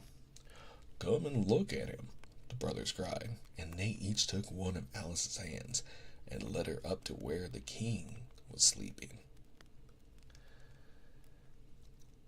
Isn't he a lovely sight? Said Tweedledum. Alice couldn't say honestly that he was. He had a tall red nightcap on with a tassel, and he was lying crumpled into a sort of untidy heap and snoring loud, fit to snore his head off, as Tweedledum remarked. I'm afraid he'll catch cold when lying on the damp grass, said Alice, who was a very thoughtful little girl. He's dreaming now, said Tweedledee. And what do you think he's dreaming about? Alice said, nobody can guess that. Why, about you, Tweedledee exclaimed, clapping his hands triumphantly. And if he left off dreaming about you, where do you suppose you'd be? Where I am now, of course, said Alice. Not you, Tweedledee retorted contemptuously. You'd be nowhere. Why, you're only a sort of thing in his dream. If that there king... Oh, wait, I think I'm backwards. Oop. If that there king was awake, added Tweedledum, you go out bang, just like a candle. I shouldn't, Alice exclaimed indignantly. Besides, if I'm only a sort of thing in his dream, what are you? I should like to know. Ditto, said Tweedledum. Ditto, cried Tweedledee. He shouted this so loud that Alice couldn't help saying, Hush, you'll be waking him, I'm afraid, if he makes so much noise. Well, it's no use your talking about waking him, said Tweedledum, when you're only one of the things in his dream. You know very well you're not real. I am real, said Alice, and began to cry. You won't make yourself a bit realer by crying, Tweedledee remarked. There's nothing to cry about. If I wasn't real, Alice said, half laughing through her tears. It all seemed so ridiculous. I shouldn't be able to cry. I hope you don't suppose those are real tears, Tweedledum interrupted in a tone of great contempt. I know they're talking nonsense, Alice thought to herself, and it's foolish to think about it. So she brushed away her tears and went on as cheerfully as she could. At any rate, I'd better be getting out of the wood, for it's really coming on very dark. Do you think it's going to rain? Tweedledum spread a large umbrella over himself and his brother and looked up into it. Nope, I don't think it is, he said. At least not under here, nohow. But it may rain outside. It may, if it chooses, said Tweedledee. We've no objection, contrariwise. Selfish things, thought Alice, and she was just going to say good night and leave them when Tweedledum sprang out from under the umbrella and seized her by the wrist. Do you see that? he said in a voice choking with passion, and his eyes grew large and yellow. All in a moment, as he pointed with a trembling finger at a small white thing lying underneath the tree. "It's only a rattle," Alice said, after a careful examination of the little white thing. "Not a rattlesnake, you know," she added hastily, thinking that he was frightened. "Only an old rattle, quite old and broken." "I knew it was," cried Tweedledum, beginning to stamp about wildly and tear his hail. "It's spoiled, of course." Here he looked at Tweedledum, at Tweedledee, who immediately sat down on the ground and tried to hide himself under the umbrella. Alice laid her hand upon his arm and said in a soothing tone, "You needn't be so angry about an old rattle." "But it isn't old," Tweedledum cried, in a greater fury than ever. "It's new. I tell you, I bought it yesterday. My nice new rattle." And his voice rose to a perfect scream. All this time, Tweedledee was trying his best to fold up the umbrella with himself in it, which was such an extraordinary thing to do that it quite took off Alice's attention from the angry brother. But he couldn't quite succeed, and it ended in his rolling over, bundled up in the umbrella, with only his head out. And there he lay, opening and shutting his mouth and his large eyes, looking more like a fish than anything else. "Of course, you agreed to have a battle," Tweedledum said in a calmer tone. "I suppose so," the other sulkily replied as he crawled out of the umbrella. "Only she must help us to dress up, you know." So the two brothers went off hand in hand into the wood and returned in a minute with their arms full of things such as bolsters, blankets, hearth rugs, tablecloths, dish covers, and coal scuttles. "I hope you're a good hand at pinning and tying strings," Tweedledum remarked. "Every one of these things has got to go on somehow or other." Alice said afterward she had never seen such a fuss made about anything in all her life. The way those two bustled about, and the quantity of things they put on, and the trouble they gave her in tying strings and fastening buttons. Really, they'll be more like bundles of old clothes than anything else by the time they're ready, she said to herself as she arranged a bolster around the neck of Tweedledee to keep his head from being cut off, as he said. "You know," he added very gravely, "it's one of the most serious things. Oh, sorry. You know, he added very gravely, "it's one of the most serious things that can possibly happen to one in battle to get one's head cut off." Alice laughed out loud, but she managed to turn it into a cough for fear of hurting his feelings. "Do I look very pale?" said Tweedledum, coming up to have his helmet tried on. He called it a helmet, though it certainly looked much more like a saucepan. "Well, yes, a little," Alice replied gently. "I'm very brave generally," he went on in a low voice. "Only today I happen to have a headache." "And I've got a toothache," said Tweedledee, who had overheard the remark. "I'm far worse than you." "Then you better not fight today," said Alice, thinking it a good opportunity to make peace. "We must have a bit of a fight, but I don't care about going on long," said Tweedledum. "What's the time now?" Tweedledee looked at his watch and said, 4:30. Let's fight till 6 and then have dinner, said Tweedledum. Very well, the other said rather sadly. And so you can watch us, only you better not come very close, he added. I generally hit everything I can see when I get really excited. And I hit everything within reach, cried Tweedledum, whether I can see it or not. Alice laughed. You must hit the trees pretty often, I should think, she said. Tweedledum looked round him with a satisfied smile.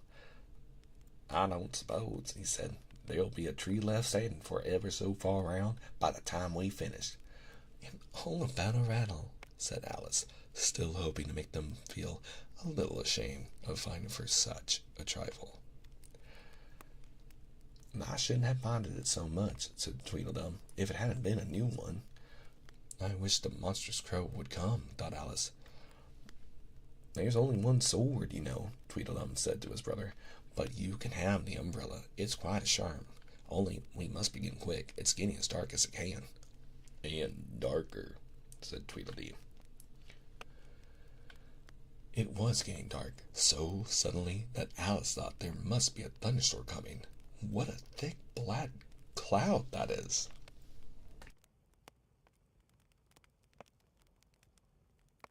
I'm glad you're enjoying the cozy vibes. There's a really cute illustration of Alice helping the brothers. Also, I just realized, that it seems the window for the the book is a little cut off, so let me adjust that. There we go. Now you can see it.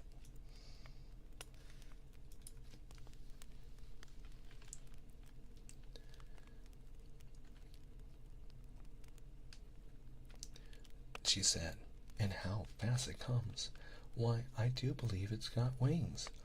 It's the crow, Tweedledum cried out in a shrill voice of alarm, and the two brothers took to their heels and were out of sight in a moment. Alice ran a little way into the wood and stopped under a large tree. It can never get at me here, she thought. It's far too large to squeeze itself in among the trees. But I wish it wouldn't flap its wings so. It makes quite a hurricane in the wood. Here's somebody's shawl being blown away. And that was the end of chapter 4. We're going to begin chapter 5, called Wool and Water. I'm going to hydrate really quick before we begin.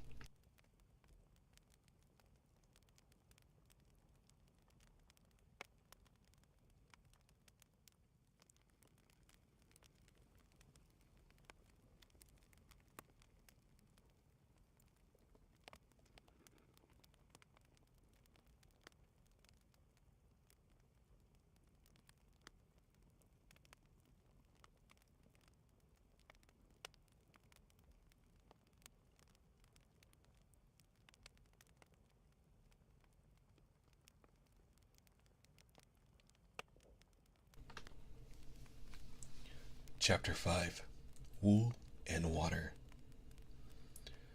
She caught the shawl as she spoke and looked about for the owner. In another moment, the White Queen came running wildly through the wood, with both arms stretched out wide as if she were flying, and Alice very civilly went to meet her with the shawl. I'm very glad I happened to be in the way, Alice said as she helped her put the shawl on again. The White Queen only looked at her in a helpless, frightened sort of way, and kept repeating something in a whisper to herself that sounded like bread and butter, bread and butter. And Alice felt that if there was to be any conversation at all, she must manage it herself. So, she began rather timidly, Am I addressing the White Queen? Well, yes, if you call that addressing, the Queen said. It isn't my notion of the thing at all. Alice thought it would never do to have an argument at the very beginning of their conversation, so she smiled and said, If your Majesty will only tell me the right way to begin, I'll do it as well as I can. But I don't want it done at all, groaned the poor queen. I've been addressing myself for the last 2 hours. It would have been all the better, as it seemed to Alice, if she had got someone else to dress her. She was so dreadfully untidy. Every single thing's crooked, Alice thought to herself, and she's all over pins. May I put your shawl straight for you? She added aloud. I don't know what the matter's with it, the queen said in a melancholy tone. It's out of temper, I think. I pinned it here, and I pinned it there, but there's no pleasing it. It can't go straight, you know, if you pin it all on one side, Alice said, as she gently put it right for her. And dear me, what a state your hair is in. The brush has gotten tangled in it, the queen said with a sigh, and I lost the comb yesterday. Alice very carefully released the brush and did her best to get the hair into order. Come, you look rather better now, she said, after altering most of the pins. But really, you should have a lady's maid. I'm sure I'll take you with pleasure, the queen said. 2 pence a week and jam every other day. Thank you for the hydrate. I'll hydrate right now.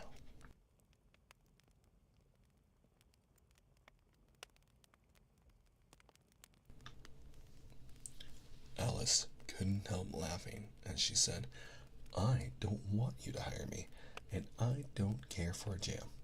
It's very good jam, said the queen. Well, I don't want any today at any rate. You couldn't have it if you did want it, the queen said. The rule is jam tomorrow and jam yesterday, but never jam today. It must come sometimes to jam today, Alice objected. No, it can't, said the queen. It's jam. Every other day. Today isn't any other day, you know. I don't understand you, said Alice. It's dreadfully confusing. That's the effect of living backwards, the queen said kindly. It always makes one a little giddy first. Living backwards, Alice repeated in great astonishment. I never heard of such a thing. But there's one great advantage in it, that one's memory works both ways. I'm sure mine only works one way, Alice remarked. I can't remember things before they happen. It's a poor sort of memory that only works backwards, the queen remarked. What sort of things do you remember best? Alice ventured to ask. Oh, things that happen the week after next, the queen replied in a careless tone. For instance, now, she went on, sticking a large piece of plaster on her finger as she spoke. There's the king's messenger. He's in prison now, being punished, and a trial doesn't even begin till next Wednesday. And, of course, the crime comes last of all. Suppose he never commits the crime, said Alice. That would be all the better, wouldn't it? The queen said, as she bound the plaster round her finger with a bit of ribbon. Alice felt there was no denying that. Of course, it would be all the better, she said, but it wouldn't be all the better his being punished. You're wrong there, at any rate, said the queen. Were you ever punished? Only for faults, said Alice. And you were all the better for it, I know, the queen said triumphantly. Yes, but then I had done the things I was punished for, said Alice. That makes all the difference. But if you hadn't done them, said the queen, that would have been better still. Better and better and better. Her voice went higher with each better, till it got quite to a squeak at last. Also, very funny witch cable.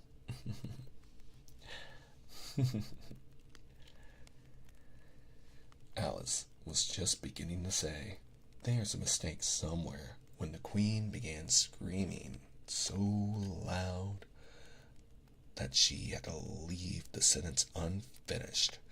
"Oh, oh, oh!" shouted the Queen, shaking her hand about as if she wanted to shake it off. "My finger's bleeding! Oh, oh, oh, oh!"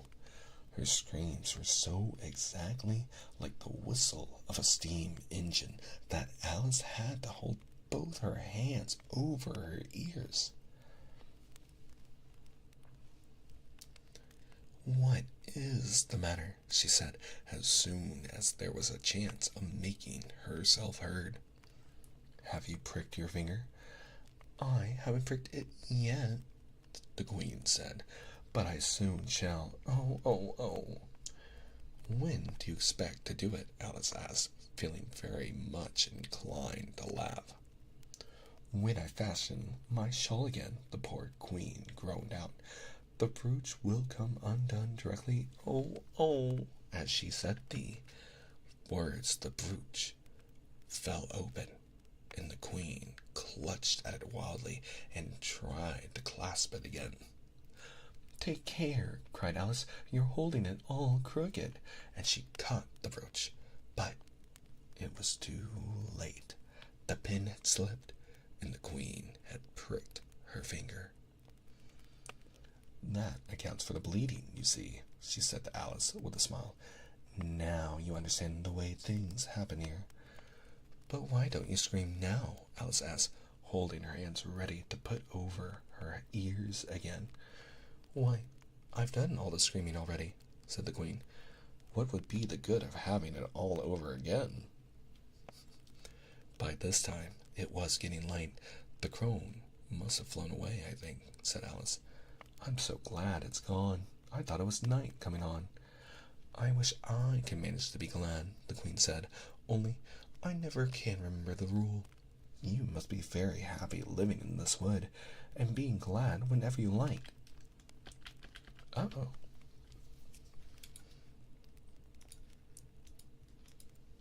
It seems that that might be the end of that batch of images, so I need to go to the next. Here we go. Ah, there we are.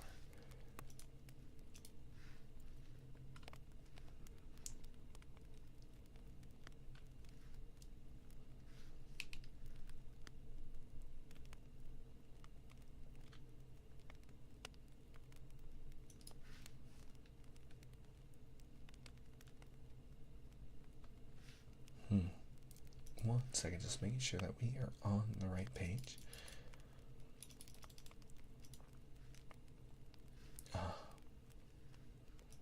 Yes, here we go.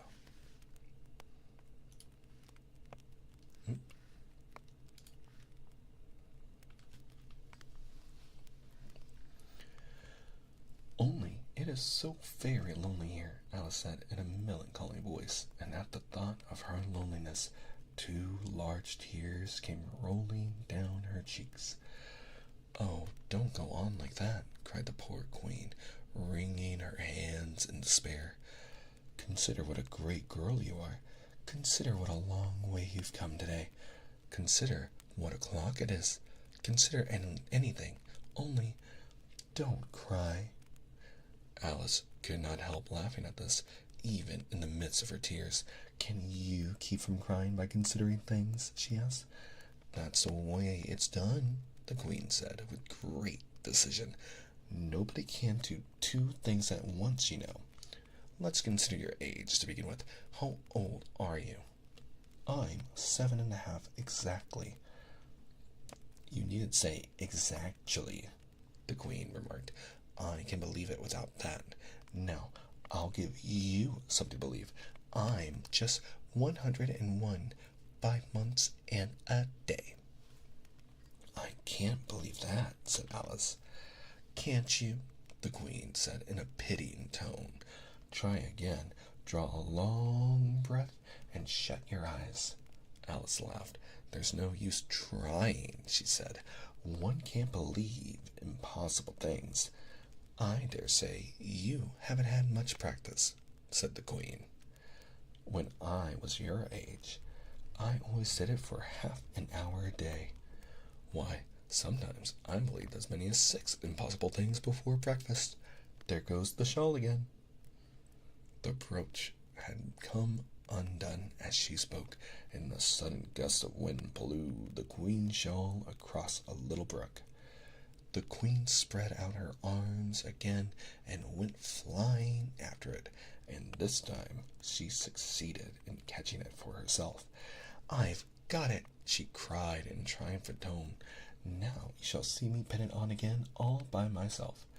Then I hope your finger is better now, Alice said very politely as she crossed the little brook after the Queen.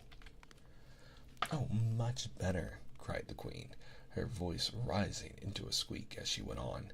Much better, much better, not much better, The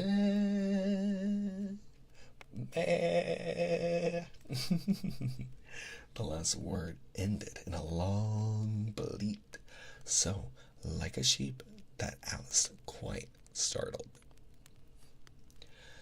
She looked at the Queen, who seemed to have suddenly wrapped herself up in wool. Alice rubbed her eyes and looked again. She couldn't make out what had happened at all. Was she in the shop? And was it really a sheep? Let me try that again. And was that really a sheep that was sitting on the other side of the counter? Rub as she would, she could make nothing more of it. She was in a little dark shop.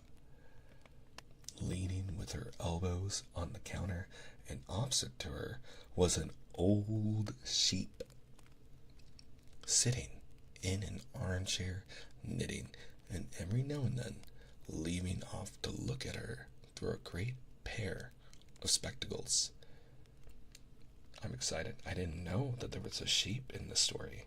I do love sheep. What is it you want to buy? The sheep said at last, looking up for a moment from her knitting. I don't know. I don't quite know yet, Alice said, very gently. I should like to look all around me first, if I might. You may look in front of you and on both sides if you like, said the sheep. But you can't look all around you unless you've got eyes at the back of your head. But these, as it happened, Alice had not got, so she contented herself with turning around, looking at the shelves as she came to them.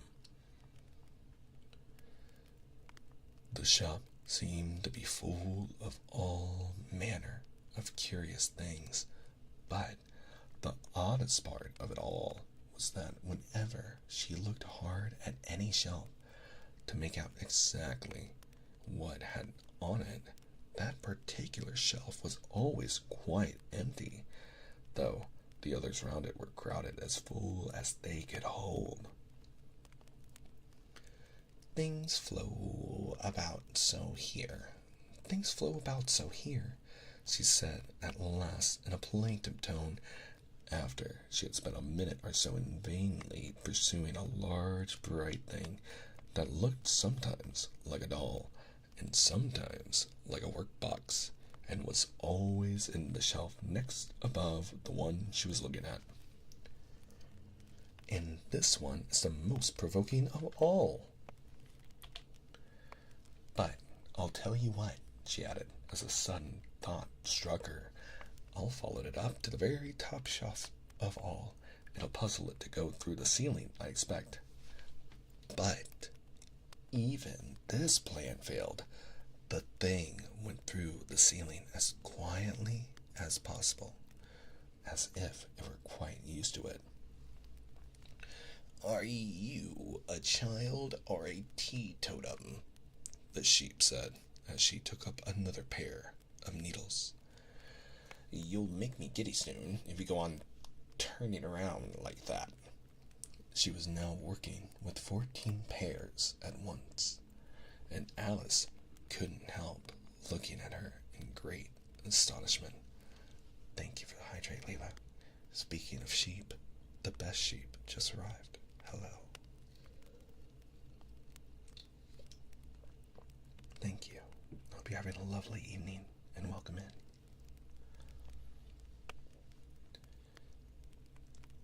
How can she knit with so many? The puzzled child thought to herself. She gets more and more like a porcupine every minute.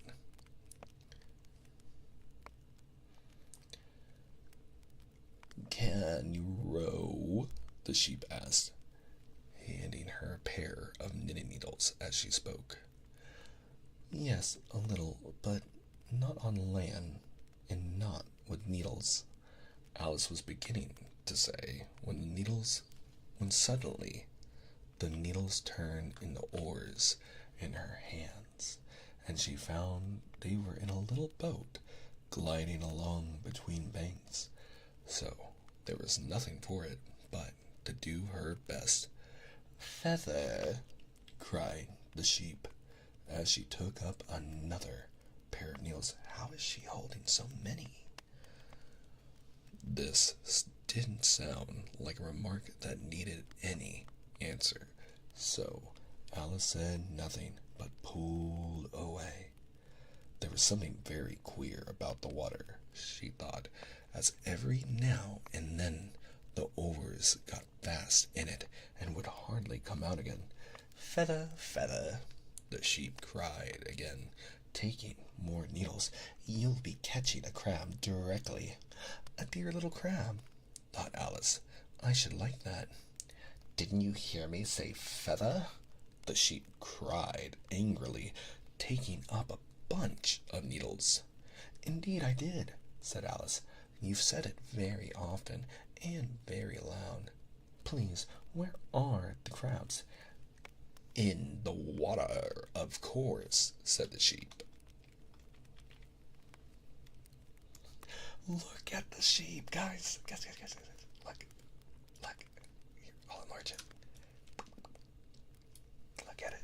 It's so cute. Is that a bonnet? I think it's wearing a little bonnet. That's actually kind of precious. That's so cute. Okay.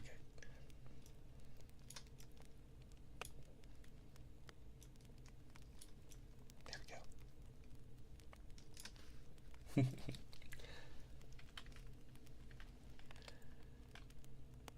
Sticking some of the needles into her hair as her hands were full. Feather, I say. Why do you say feather so often? Alice asked at last, rather vexed. I'm not a bird. You are, said a sheep. You're a little goose. Does that mean Alice is a silly goose? Is that where that term comes from? I'm rather curious. This offended Alice a little, so there was no more conversation for a minute or two, while the boat glided gently on, sometimes among beds of weeds, which made the oars stick fast in the water worse than ever, and sometimes under trees, but always with the same tall riverbanks frowning over their heads.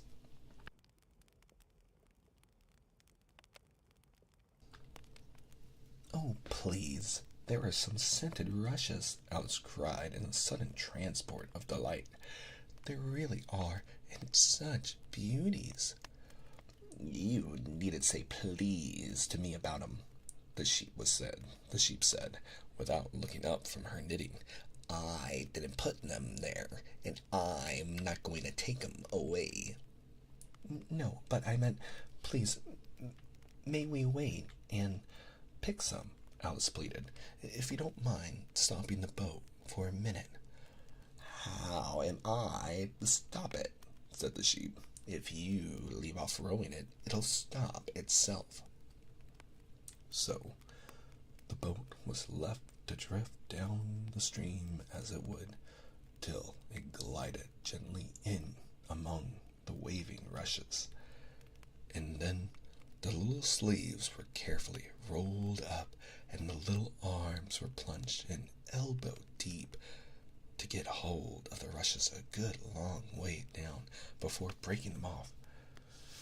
And for a while, Alice forgot all about the sheep and the knitting as she bent over the side of the boat with just the ends of her tangled hair dipping into the water, while with bright, eager eyes she caught at one bunch after another of the darling scented rushes. "I only hope the boat won't topple over," she said to herself. "Oh, what a lovely one! Only I couldn't quite reach it." And it certainly did seem a little provoking, almost as if it had happened on purpose. She thought that though she managed to pick plenty of beautiful rushes as the boat glided by, there was always a more lovely one that she couldn't reach. "The prettiest are always further," she said at last, with a sigh at the obstinacy.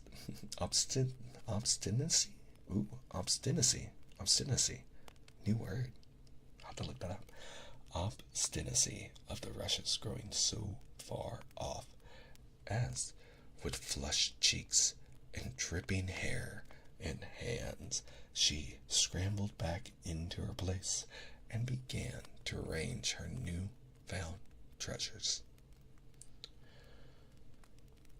What mattered it to her just then that the rushes had begun to fade and to lose all their scent and beauty from the very moment that she picked them? Even real scented rushes, last only a very little while, and these being dream rushes, melted away almost like snow as they lay in heaps at her feet. But Alice hardly noticed this. There were so many other curious things to think about. They hadn't gone much farther before the blade of one of the oars got fast in the water and wouldn't come out again.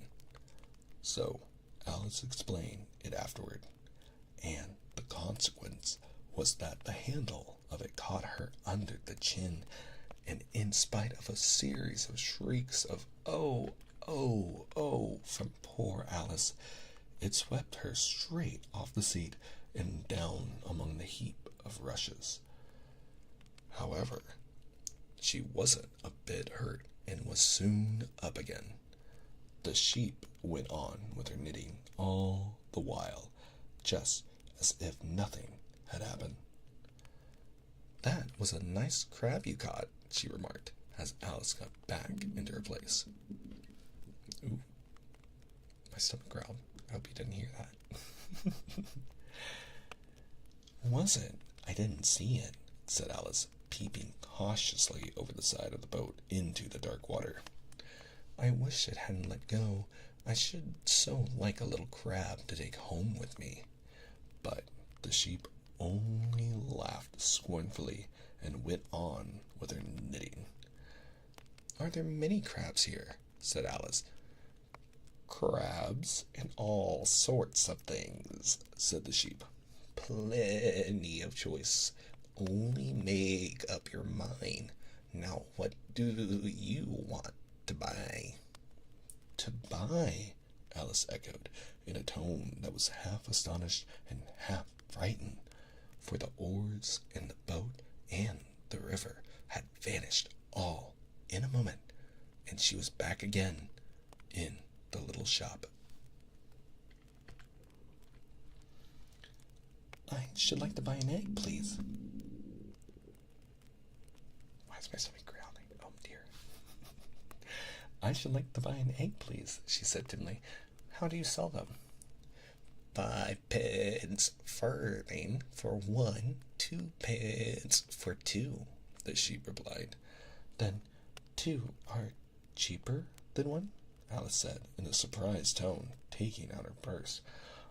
Only you must eat them both if you buy two, said the sheep. Then I'll have one, please, said Alice, as she put the money down on the counter, for she thought to herself, they mightn't be at all nice, you know. The sheep took the money and put it away in a box. Then she said, I never put things into people's hands. That would never do. You must get it for yourself. And so saying, she went up to the other end of the shop and set the egg upright on a shelf. I wonder why it wouldn't do, thought Alice, as she groped her way among the tables and chairs, for the shop was very dark towards the end. The egg seems to get further away the more I walk toward it. Let me see. Is this a chair? Why, it's got branches, I declare. How very odd to find trees growing here. And actually, here's a little brook. Well, this is the very queerest little shop I ever saw. So she went on, wondering more and more at every step, as everything turned into a tree the moment she came up to it, and she quite expected the egg to do the same.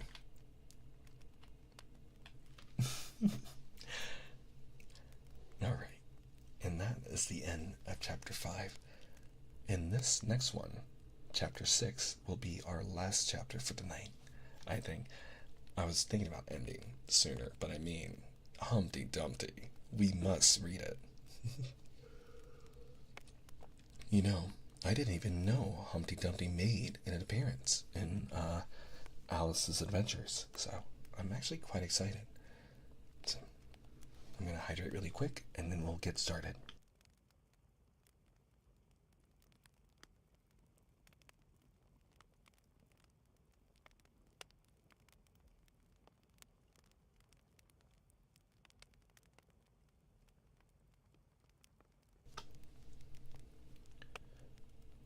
Chapter 6, Humpty Dumpty. However, the egg only got larger and larger and more human. When she had come within a few yards of it, she saw that it had eyes and a nose and a mouth. And when she had come close to it, she saw clearly that it was Humpty Dumpty himself. It can't be anybody else, she said to herself. I'm as certain of it as if his name were written all over his face. It might have been written 100 times easily on that enormous face. Humpty Dumpty was sitting with his legs crossed like a Turk on the top of a high wall. Such a narrow one that Alice quite wondered how he could keep his balance. And as his eyes were steadily fixed in the opposite direction, and he didn't take the least notice of her, she thought he must be a stuffed figure after all. And how exactly like an egg he is, she said aloud, standing with her hands ready to catch him, for she was every moment expecting him to fall. It's very provoking, Humpty Dumpty said after a long silence, looking away from Alice as he spoke, to be called an egg. Very. I said you looked like an egg, sir, Alice gently explained, and some eggs are very pretty, you know, she added, hoping to turn her remark into a sort of compliment. You know, in this entry of Alice, I've noticed that Alice has grown a good bit more polite than she was in the first book, and a good bit more patient, which is very interesting.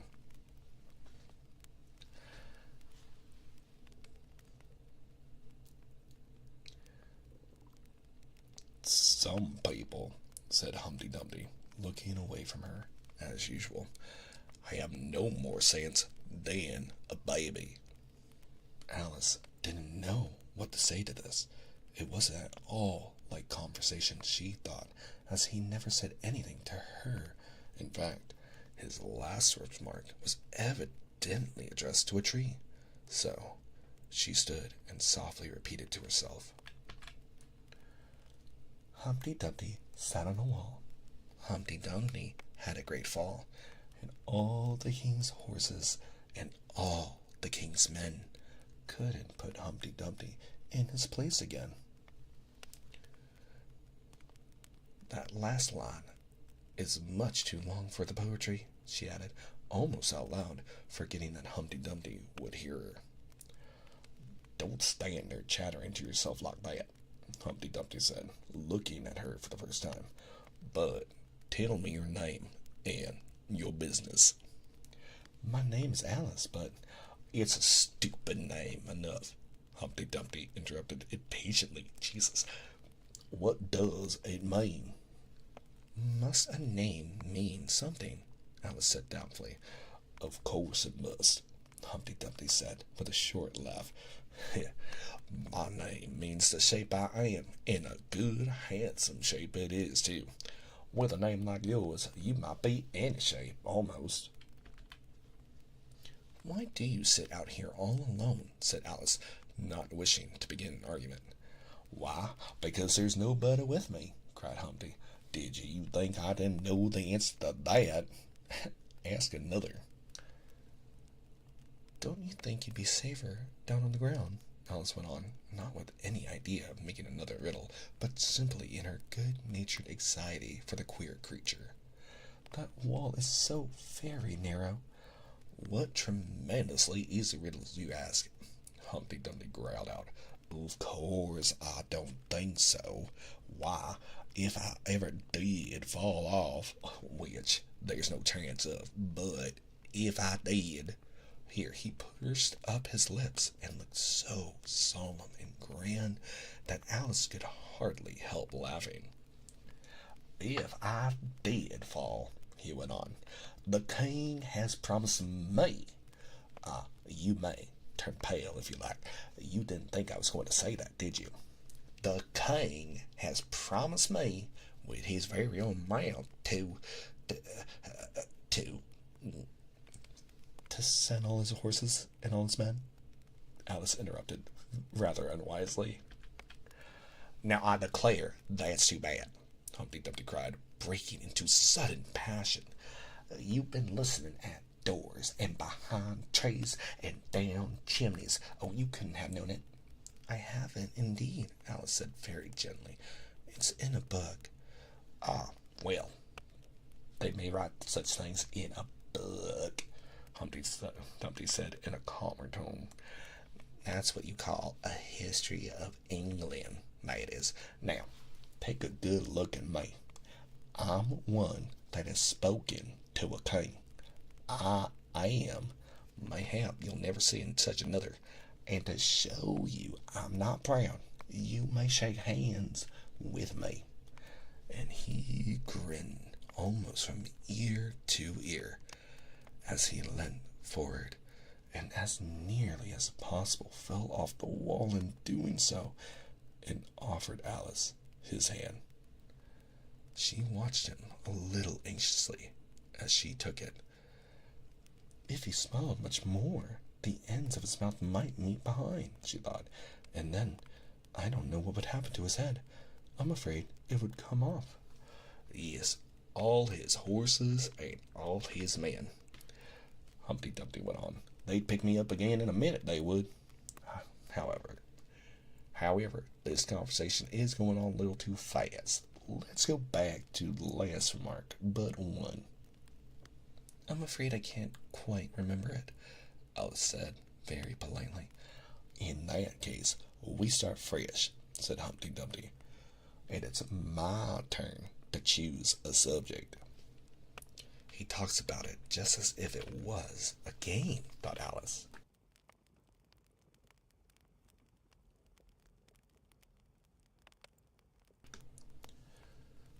So, Here's a question for you. How old did you say you were? Alice made a short calculation and said, 7 years and 6 months. Wrong, Humpty Dumpty exclaimed triumphantly. You never said a word like it. I thought you meant, how old are you? Alice explained. If I meant that, I'd have said it, said Humpty Dumpty. Alice didn't want to begin another argument, so she said nothing. 7 years and 6 months, Humpty Dumpty repeated thoughtfully. An uncomfortable sort of age. Now, if you'd asked my advice, I'd have said leave off at 7, but it's too late now. I never asked advice about growing, Alice said indignantly. Too proud? The other inquired. Alice felt even more indignant at this suggestion. I mean, she said, that one can't help growing older.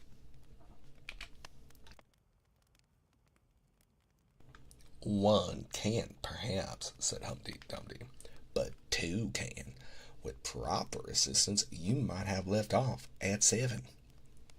What a beautiful belt you've got on, Alice suddenly remarked. They hadn't had quite enough of the subject of age, she thought, and if they were really to take turns in choosing subjects, it was her turn now.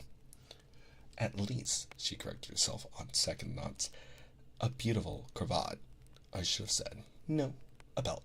I beg your pardon, she added in dismay, for Humpty Dumpty looked thoroughly offended, and she began to wish she hadn't chosen that subject. If only I knew, she thought to herself, which was neck and which was waist. Evidently, Humpty Dumpty was very angry, though he did nothing for a minute or two. When he did speak again, it was in a deep growl.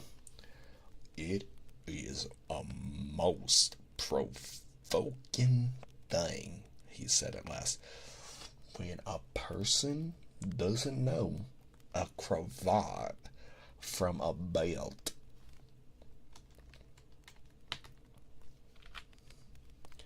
I know it's very ignorant of me, Alice said, in so humble a tone that Humpty Dumpty relented. It's a cravat, child, and a beautiful one, as you say. It's a present from the White King and Queen. There now. Is it really? Said Alice, quite pleased to find that she had chosen a good subject after all. They gave it to me. They gave it me, Humpty Dumpty continued thoughtfully as he crossed one knee over the other and clasped his hands round it. They gave it me for an unbirthday present. A very merry unbirthday. I beg your pardon, Alice said with a puzzled air. I'm not offended, said Humpty Dumpty. I mean, what is an unbirthday present? A present given when it isn't your birthday. Of course, I do love giving unbirthday presents, son. Alice considered a little. I like birthday presents best, she said at last. You don't know what you're talking about, cried Humpty Dumpty. How many days are there in a year? 365, said Alice. And how many birthdays have you? 1. And if you take 1 from 365, what remains? Oh my God, hard math. God. 364, of course. I believe her. Humpty Dumpty looked doubtful. I'd rather see that done on paper, he said. Alice couldn't help smiling as she took out her memorandum book and worked the sum for him, which is 365, with the 1 underneath equaling out to 364. Humpty Dumpty took the book and looked at it carefully. That seems to be done right, he began. You're holding it upside down. Actually, he gave Alice a southern accent. You're holding it upside down, Alice interrupted. To be sure I was, Humpty Dumpty said, gaily as she turned it round for him. "I thought it looked a little queer. As I was saying, that seems to be done right, though I haven't time to look it over thoroughly just now, and that shows that there are 364 days when you might get it on birthday presents." "Certainly," said Alice, "and only one for birthday presents, you know. There's glory for you." I don't know what you mean by glory," Alice said. Humpty Dumpty smiled contemptuously. "Of course you don't, till I tell you. I meant there's a nice knockdown argument for you." "But glory doesn't mean a nice knockdown argument," Alice objected. "When I use a word," Humpty Dumpty said in a rather scornful tone, "it means just what I choose it to mean, neither more nor less." Is Humpty Dumpty a narcissist? What's going on here? "The question is," said Humpty Dumpty, "can make words mean so many different things?" "The question is," said Alice, "whether you wishes to be master, that's all." Alice was too much puzzled to say anything, so after a minute Humpty Dumpty began again. "They've a temper, some of them, particularly verbs. They're the proudest. Adjectives you can do anything with, but not verbs. However, I can manage the whole lot of them. Impenetrability, that's what I say." "Would you tell me, please," said Alice, "what that means?" "Now you talk like a reasonable child," said Humpty Dumpty, looking very much pleased. "I meant by impenetrability that we've had enough of that subject, and it would be just as well if you mention what you mean to do next, as I suppose you don't mean to stop here all the rest of your life." "That's a great deal to make one word mean," Alice said in a thoughtful tone. "When I make a word do a lot of work like that," said Humpty Dumpty, "I always pay it extra." "What?" "Oh," said Alice. She was much too puzzled to make any other remark. "Ah, you should see him come round me of a Saturday night," Humpty Dumpty went on, wagging his head gravely from side to side, "for to get their wages, you know." Alice did not venture to ask what he paid them with, and so, you see, I can tell you, dear Chatter. "You seem very clever at explaining words, sir," said Alice. "Would you kindly tell me the meaning of the poem called Jabberwocky?" "Let's hear it," said Humpty Dumpty. "I can explain all the poems that ever were invented, and a good many that haven't been invented just yet." This sounded very hopeful, so Alice repeated the first verse. "'Twas brillig in the slithy toves, did gyre and gimble in the web. All mimsy were the borogoves, and the mome raths outgrub." "That's enough to begin with," Humpty Dumpty interrupted. "There are plenty of hard words there. Brillig means 4 o'clock in the afternoon, the time when you begin broiling things for dinner." "That'll do very well," said Alice. And slithy?" "Well, slithy means lithe and slimy.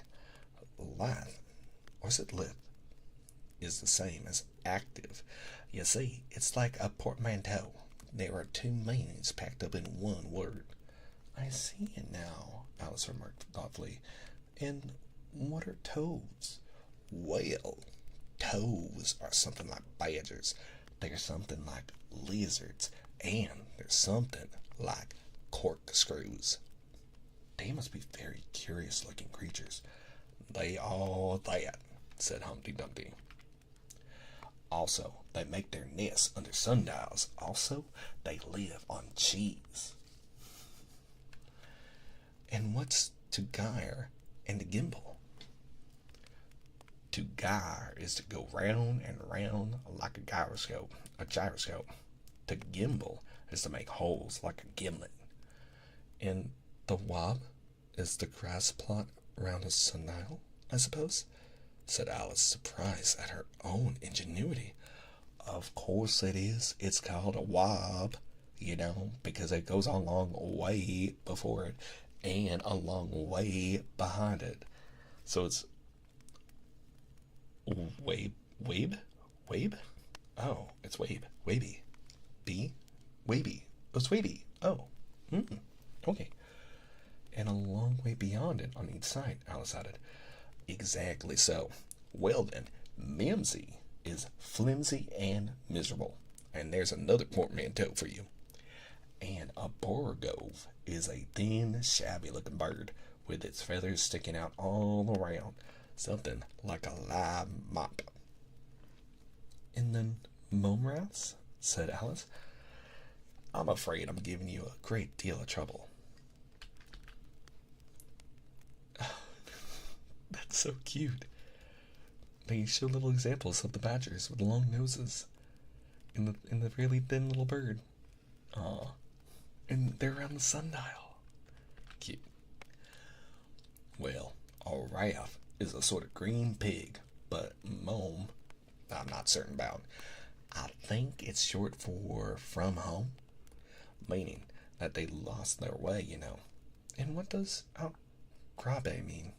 Well, outgrabbing is something between bellowing and whistling, with a kind of sneeze in the middle. However, you'll hear it done maybe down in the wood yonder, and once you've heard it, you'll be quite content. Who's been repeating all that hard stuff to you? I read it in a book, said Alice, but I had some poetry repeated to me, much easier than that, by Tweedledee, I think it was. As to poetry, said Humpty Dumpty, stretching out one of his great hands. I can repeat poetry as well as other folk, if it comes to that. Oh, it needn't come to that, Alice hastily said, hoping to keep him from beginning. The piece I'm going to repeat, he went on, without noticing her remark, was written entirely for your amusement. Alice felt that in that case she really ought to listen to it, so she sat down and said, "Thank you," rather sadly. In winter, when the fields are white, I sing this song for your delight. Only I don't sing it, he added, as an explanation. I see you don't, said Alice. I don't know what I was singing it then. Whoops. Oh, uh-oh. It seems my headphones have just died. Give me 1 second while I plug them in. Whoopsie doodles. Come here, headphone chargers.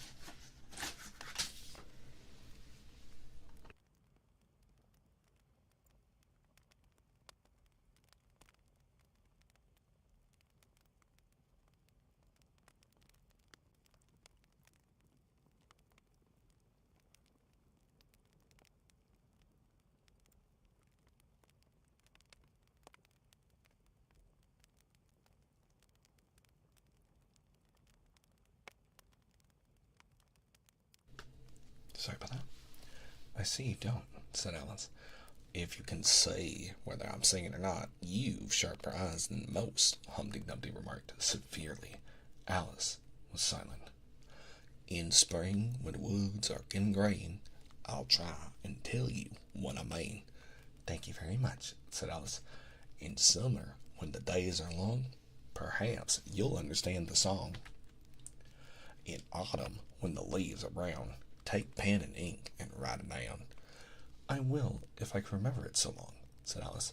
You needn't go on making remarks like that, Humpty Dumpty said. They're not sensible, and they put me out. I sent a message to the fish. I told them this is what I wish. The little fishes of the sea, they sent an answer back to me.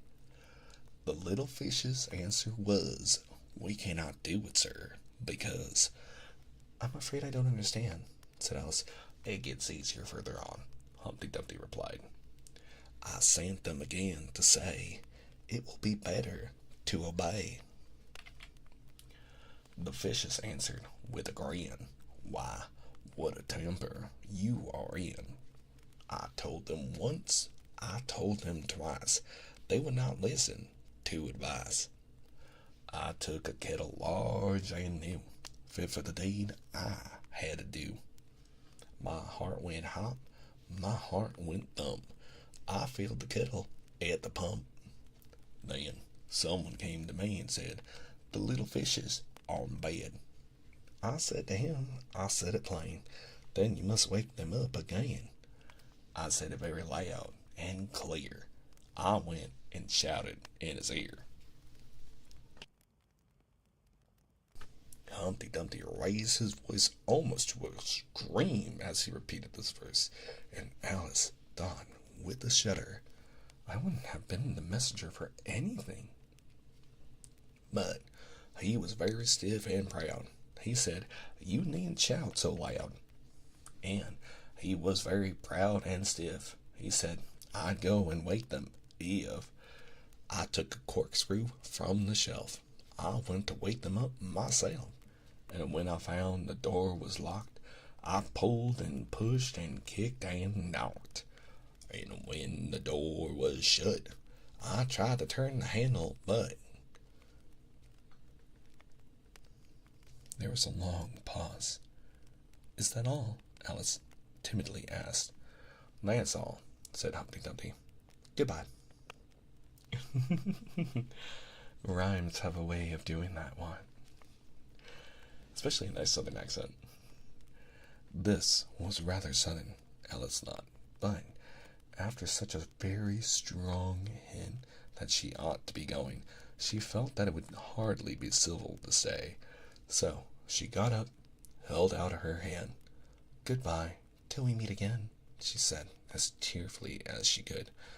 I should know you again if we did meet, Humpty Dumpty replied in a discontented tone, giving her one of his fingers to shake. You're so exactly like other people. The face is what one goes by generally, Alice remarked in a thoughtful tone. That's just what I complain of, said Humpty Dumpty. Your face is the same as everybody has. The two eyes, so, marking their places in the air with his thumb, nose in the middle, mouth under, it's always the same. Now, if you had two eyes on the same side of the nose, for instance, or the mouth on at the top, that would be some help. It wouldn't look nice, Alice objected, but Humpty Dumpty only shut his eyes and said, Wait till you've tried. Alice waited a minute to see if he would speak again, but as he never opened his eyes or took any further notice of her, she said goodbye once more, and getting no answer to this, she quietly walked away. But she couldn't help saying to herself as she went, of all the unsatisfactory, she repeated this aloud, as it was a great comfort to have such a long word to say. Of all the unsatisfactory people I ever met. She never finished the sentence, for at this moment a heavy crash shook the forest from end to end. And that was the end of chapter 6, and where we will be leaving off for the night. We will return reading this on Thursday at 9 p.m., where we will begin with chapter 7, The Lion and the Unicorn. However, for now, we are going to say goodbye to you two, and thank you all for joining me. We'll be back with another stream on Thursday at 9 p.m. Thank you so much for hanging out. And let me just turn those off.